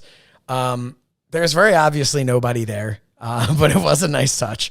Sabu comes in being held back by his handlers. Paulie cuts a great promo about the travesty of the match, interrupts himself. I loved this, to tell 911 not to let Sabu see the table. Says if he doesn't see the table, he will be fine. So that was Sabu saw that table. He needed to go through that table or put somebody through that table. Shane and Sherry then come in for a heated, I guess you would say, a work shoot interview. Funk comes back in. They have a little back and forth. He hands Shane the belt. Says he's going to give it to him so he can take it back from him. Shane says he doesn't need it, calls him an old piece of shit, and they're off to a brawl with each other as we go off the air. Gentlemen, before we bring our guest in, I just want to ask your opinions. Meanie, we'll start with you. Why is this event held in such high regard? In point to the promo you just talked about in the confrontation with Shane and Terry, going into this event, the show didn't have a name. It was just the date, ECW Arena. But this interview with Shane and interaction with Terry Funk, which would go on to be replayed countless times. Sure. The show was called The Night the Line Was Crossed, based off of Shane Douglas's promo. So leading up to the show, it had no name. All the TVs, and from there forth out, it became The Night the Line Was Crossed in many ways for the way, these guys worked in the ring and Shane Douglas's promo. So that I need to point that out. Well, this show is also held in also why the show is held in high regard is this was one of ECW's first legit sellouts. Leading up to this show, any ECW show, if the crowd was light, Paul or Todd would have Bob Ortiz go on the mic and go, "If you want to be seen on TV, fill the bleachers." And they would have bleachers on one side of the building, and sometimes they would hold up the TV tape until people got out of the seats on the one side of the building and went over and filled the bleachers. This was the first show they did not have to make that statement. It was a legit 1,000, 1,200, 1,000 to 1,200 people in that stands. And that was ECW's first legit sellout of sorts. Of course, we would go, ECW would go on to break many more fire codes in the weeks to come or years to come. But this was the show that went like a light bulb went off. Like, we're onto something, to the point where on the Fallout show from ECW, ECW put up a graphic saying, "Thank you for our first ever sellout. Thank you to the fans, and we're just beginning." So it was big on a lot of things, whether from the standpoint of that main event, and to the fact that ECW was building a following. Joel, as a talker, for my money, the promo with Funk and Douglas, I think, is the best part of the show. I love that promo. What a big night for the company, man. 911 gets his name. The first sellout. Joey Styles, I think, is on record as saying that his best guess as to where "Oh My God" came from was from the events of that night. Oh, wow. Dreamer kicks out of Snuka's splash after watching him deliver it as a young boy from the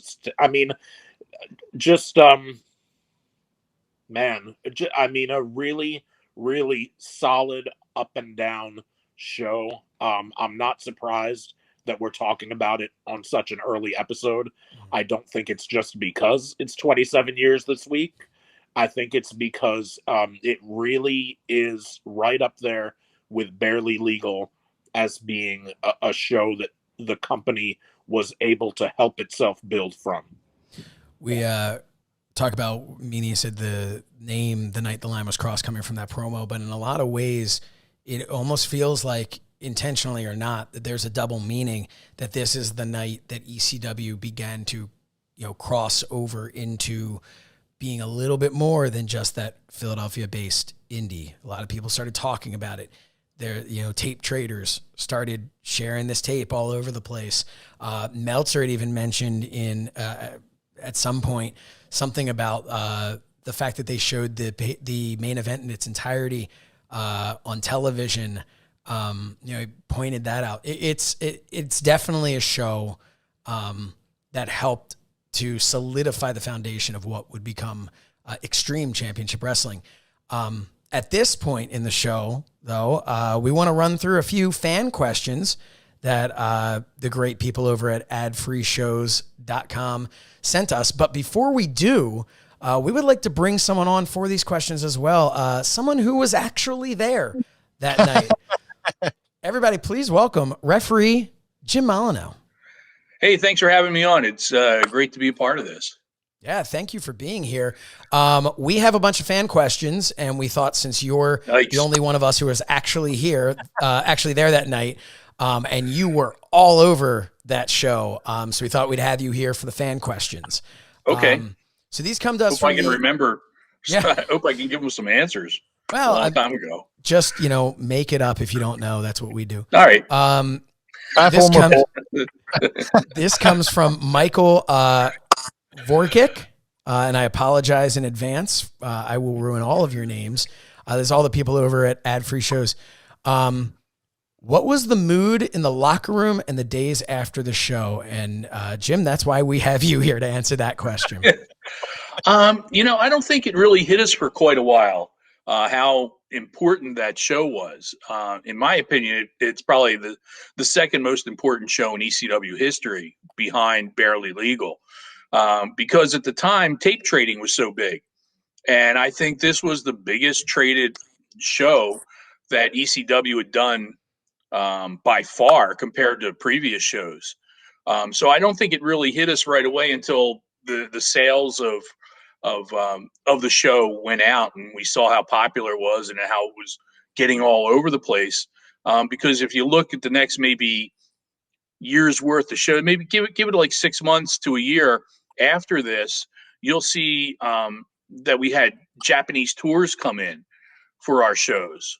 There was a tour that went up and down the East Coast. They would come in and do a couple of, like, they try to catch a Raw or a Nitro or something like that, but they always came to an ECW show. And that was when Paul started planning the little fan fest around that trip.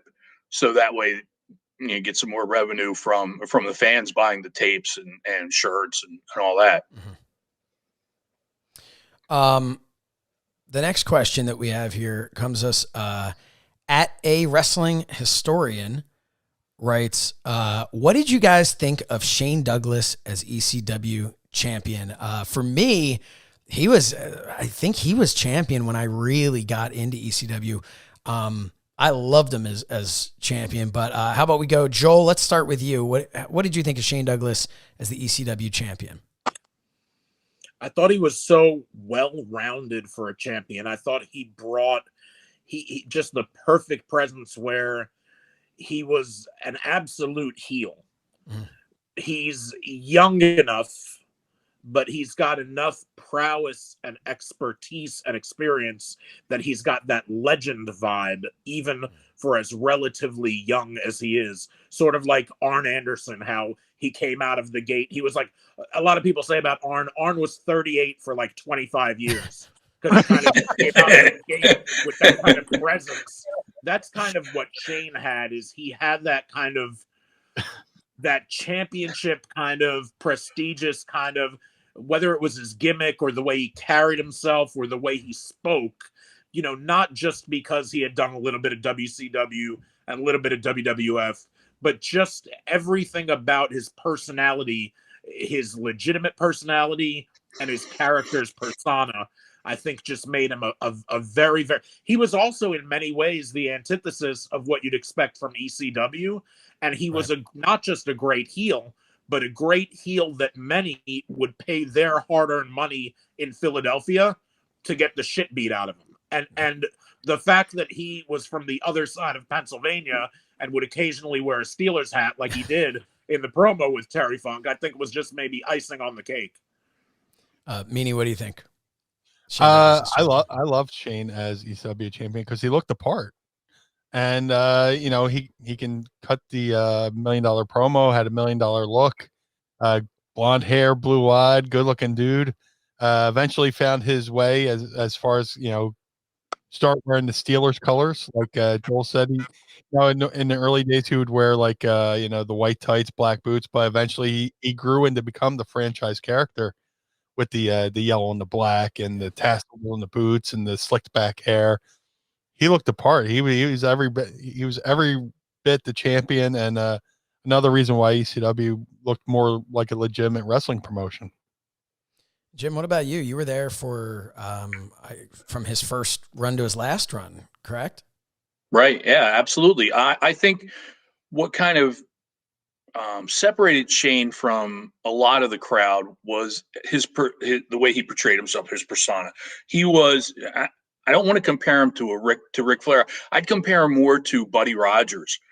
Buddy would walk with his chest out, and had that that real, cock of the yard walk. Shane gave you that perception also.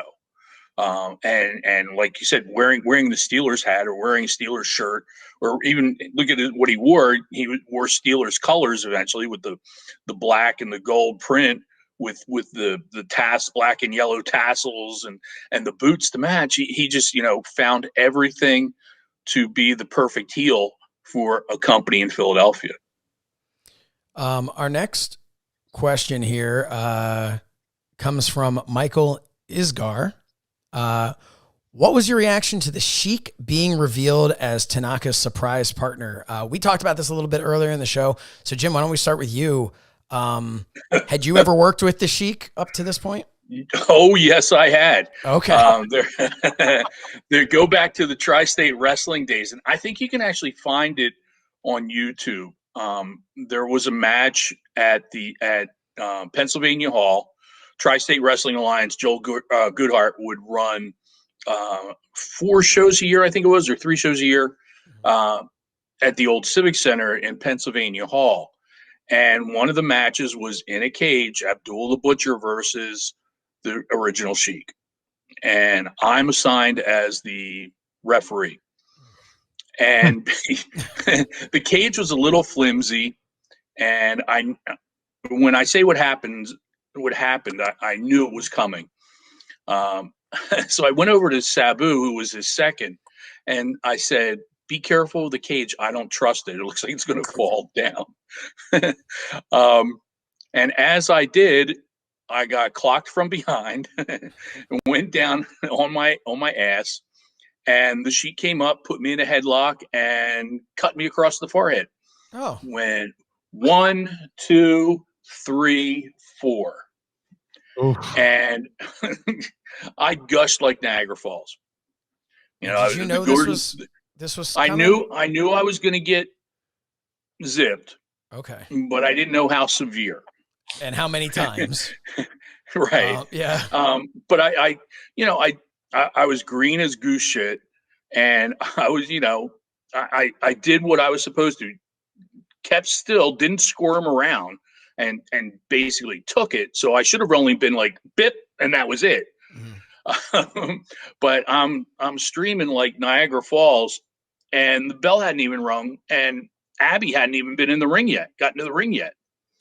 So I'm crawling out, and as I crawl out, Abby steps over me into the cage. Finnegan comes in, and they start the match. So that was my first encounter with the Sheik, and so you must have been thrilled that he was going to be on this show. I was like, I can't wait to hear what this conversation about this match is going to be. But luckily, Kevin was in there with me, and he kind of protected me. I love Kevin Sullivan. He's one of the first guys who came to me during going over a match and said, "Oh, that sounds stupid. That would make a referee look bad. What do you think, Jim?" And I said, "What?" You're actually asking my opinion. So Kevin and I became good friends by then. So yeah, I thought it was great. I thought the surprise of the match was Pat. I love Pat Tanaka. If you go back and watch some of his older stuff, not just with ECW, but like some stuff from Memphis and places like that, Pat's great. So I was surprised when I watched it to go back and see Pat on there. Yeah. Any idea why he was in street clothes and nobody else was? Like, I understand it was kind of somewhat of a street fight feel, but I mean, here's a guy showing up in street clothes to face a couple of guys in short trunks. I watched that too, and I questioned that too. I couldn't remember if maybe he was really a last minute replacement or. Well, so I think the Sheik was the last minute replacement. Well, I don't know. Pat would have probably been in with ECW still at the time. Maybe Paul had left, or that was what. Yeah, we covered that earlier. That Paul got taken out. I don't know what the behind the scenes real story was behind it, if there was one, but he was taken out on camera at least. So the Sheik took his place. Maybe it was just that was to show how serious Pat Tanaka was about this. He wasn't here to wrestle. He was here to, he wasn't even getting his gear on. Yeah. He knew what he was up against. He needed somebody to counter a Kevin Sullivan. Yeah. Gabriel Schneider writes, personally wasn't a fan of all these old legends / workers coming in 93 to 95, later too, sporadically, like Sheik, Snuka, Bellamo. Weren't they way past their prime and immobile at this point? I thought their matches were hard to watch. We talked a lot about how important they were to the legitimacy of this. Meanie, we'll start with you. Like I said, we talked a little bit about it before. Do you agree, even if not these specific ones, do you agree that sometimes that could hurt, or do you think the, as they say, the juice is worth the squeeze, so to speak, that it's worth bringing in some quote unquote old timers to be able to bring that legitimacy? Well, as we had touched on earlier, those names were vital to get eyes on the product. And when you get eyes on the product through these legends, then people start noticing your homegrown talent. And, people start getting behind the homegrown talent to where you could kind of lean off some of the other guys like the Snukas, Moroccos, and stuff like that. Joel, you gave a earlier in the show, talked all about how seeing Snuka on the card would bring somebody in. Do you agree with Gabriel's take here that it was at times hard to watch, or do you think that this is exactly what ECW needed? It's up to every talent to know what they bring to the table and know what they can provide, and then produce and perform and be the best version of what they can be, and do something that Paul was very good at as a booker, elaborating upon people's strengths and hiding their weaknesses. So it's up to the booker and it's up to the talent to make sure that, because everybody, a legend in the business, can absolutely always be used to the benefit of the company and as an asset. It just depends on how and to what extent.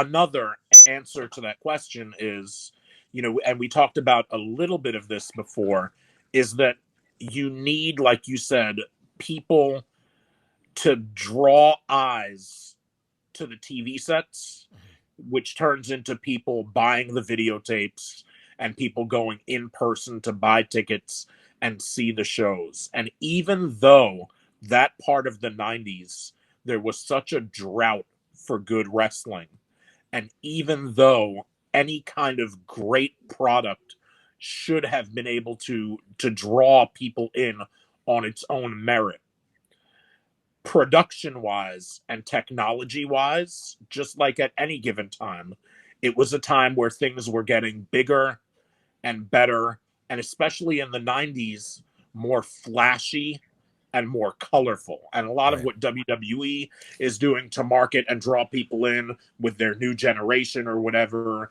is pastel and bold colors and this, that, and the other thing. If you're on Sports Channel Philadelphia, but you're on it in the dinner hour from 6 to 7 and not in prime time, so you're on it at a time where a lot of people are driving home from work. Right.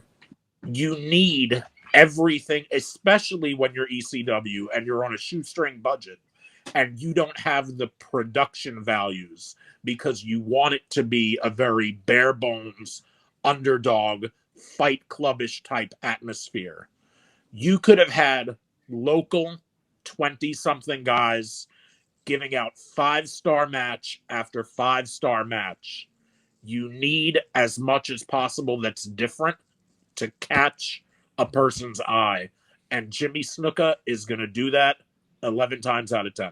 Perfect example of that would be, we talked about how monumental it was to Tommy Dreamer and how this really kickstarted his love affair with the fans, or theirs with him.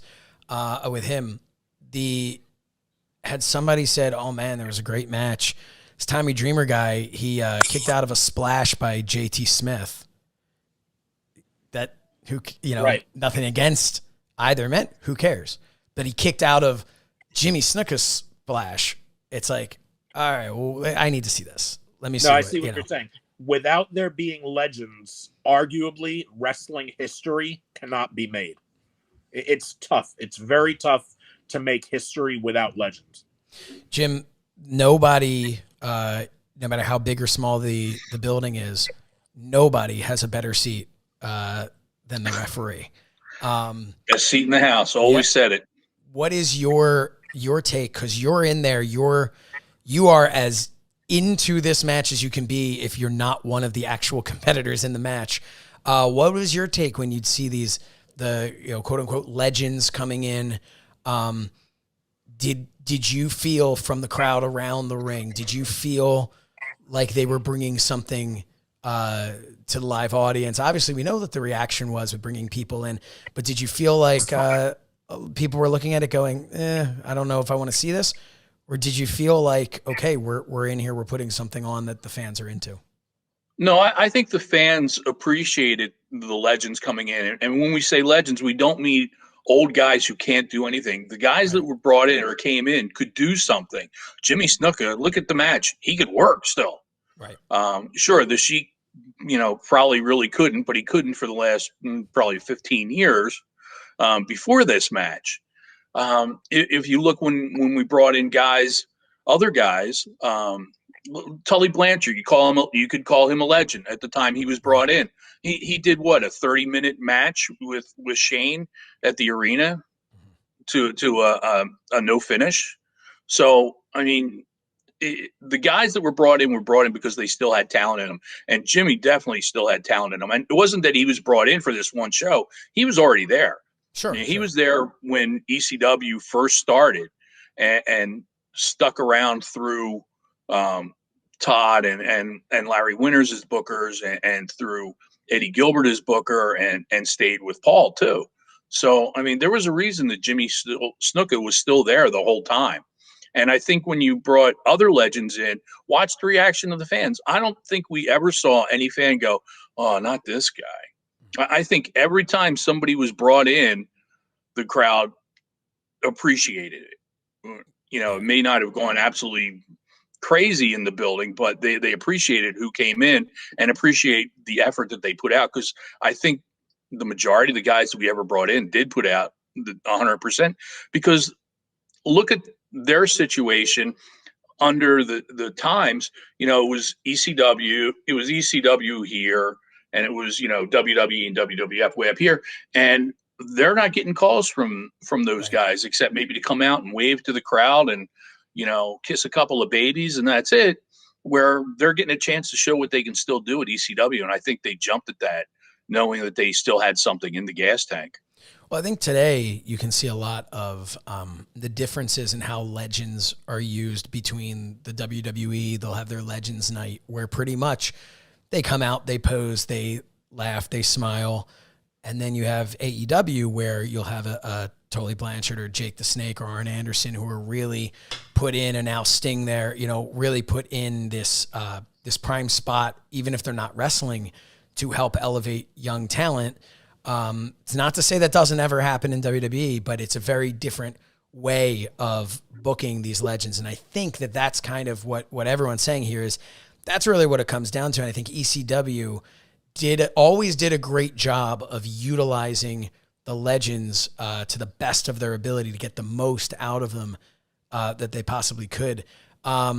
This next question, Anthony Pierce, at what point during the main event do you think something special was happening? Or did you think, something special was happening? Jim, we'll start with you. Were you refereeing this main event?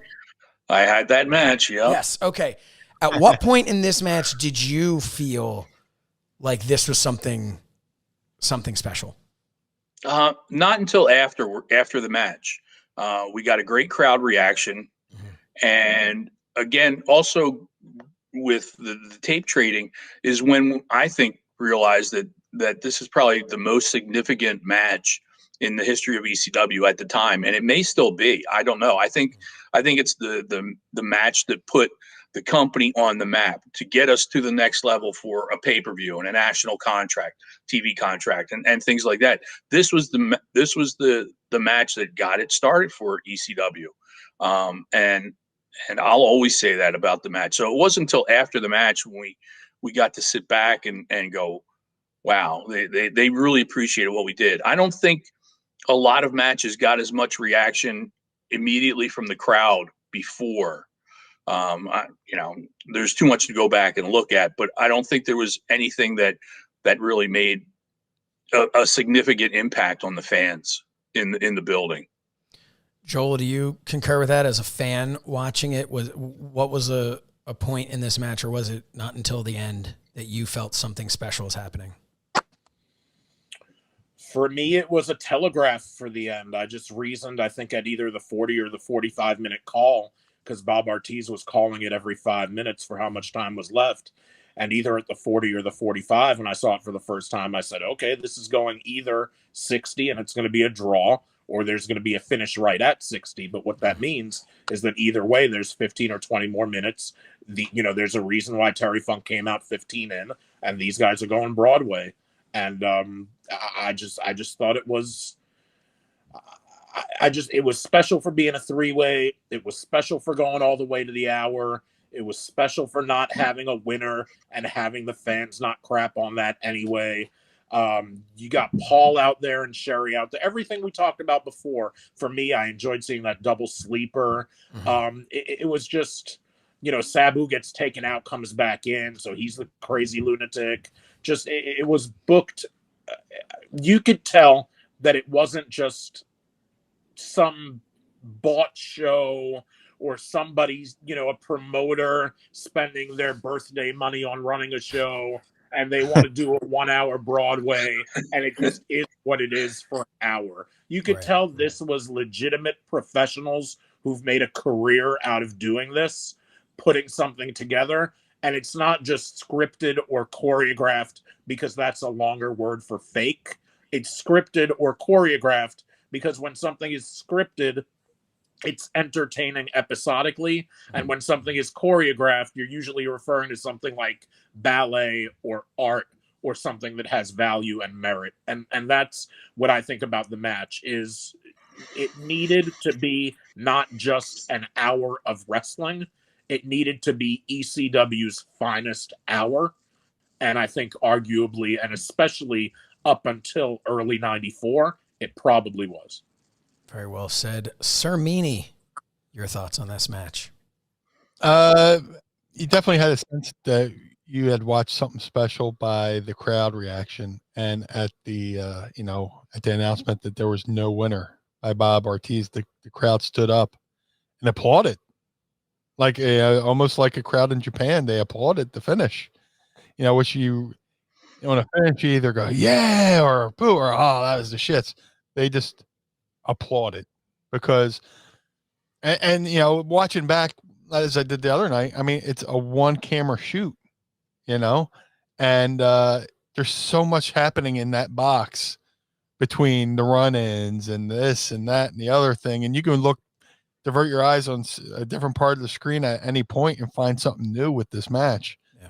And like I had said before, this match was like Paulie's equivalent of the movie Pulp Fiction.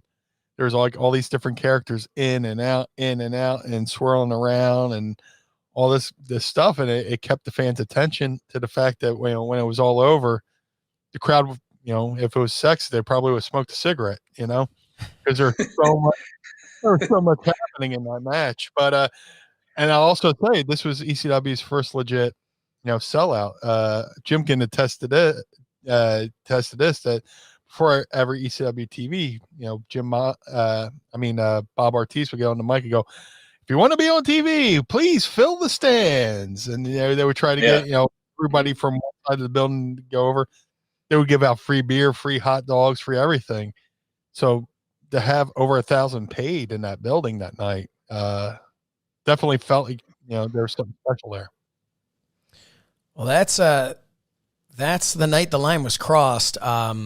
I want to thank Ad Free Shows for having us here, but first I want to thank Jim Molino for coming on and sharing. I'm so glad we brought you in for this this part of it. Could you tell everybody where they can find you these days? What are you up to? Are you on social media? I am. I'm on Twitter. I don't do Facebook, but on Twitter at Jim Molino. So it's JIMMOLINEAUX, if you can remember that. We'll throw that on the lower third too. But also I'm running a wrestling company. We're kind of shut down right now because of the whole COVID thing. But if you go to oldtimewrestling.net, all one word, we run shows in the South Jersey area. And we're going to be back up and running. We're trying to do a little internet TV show called The Canvas. And you get all the links to all that stuff there and all the social media with OTW. And hopefully, who knows what's going on in New Jersey. It's pretty tough here with everything locked down. But hopefully by the summertime, we'll be up and running live events again. But we've done a couple of empty building things, so you can check those out. Well, thank you. Everybody check that out. Thank you so much for being here. Jim's got a good product over there, so go give him some love. Just like Joel, we're married throughout this thing called ECW and wrestling business. So it was awesome to have you on. Thanks. By the way, OTW is a family thing. It's old time wrestling, so we're a family thing. So if you're looking for ECW, me doing a version of ECW, it ain't happening. Hey, you know what? It's something for everybody. Again, I want to thank everybody over at adfreeshows.com for allowing us to be here. Make sure to follow us on social media at That Was Extreme and individually as well. They are at Blue Meanie BWO and at Stud Muffin Says. And I am at So Says Shernoff. Don't forget to check out our podcast. Joel's is the 69-minute Eargasm. And of course, you can find myself in the Meanie every Monday on Mind of the Meanie. For Joel Gertner, the Blue Meanie, Jim Molino, I am Josh Shernoff. We will see you again March 1st as we remember more moments from a time that was extreme.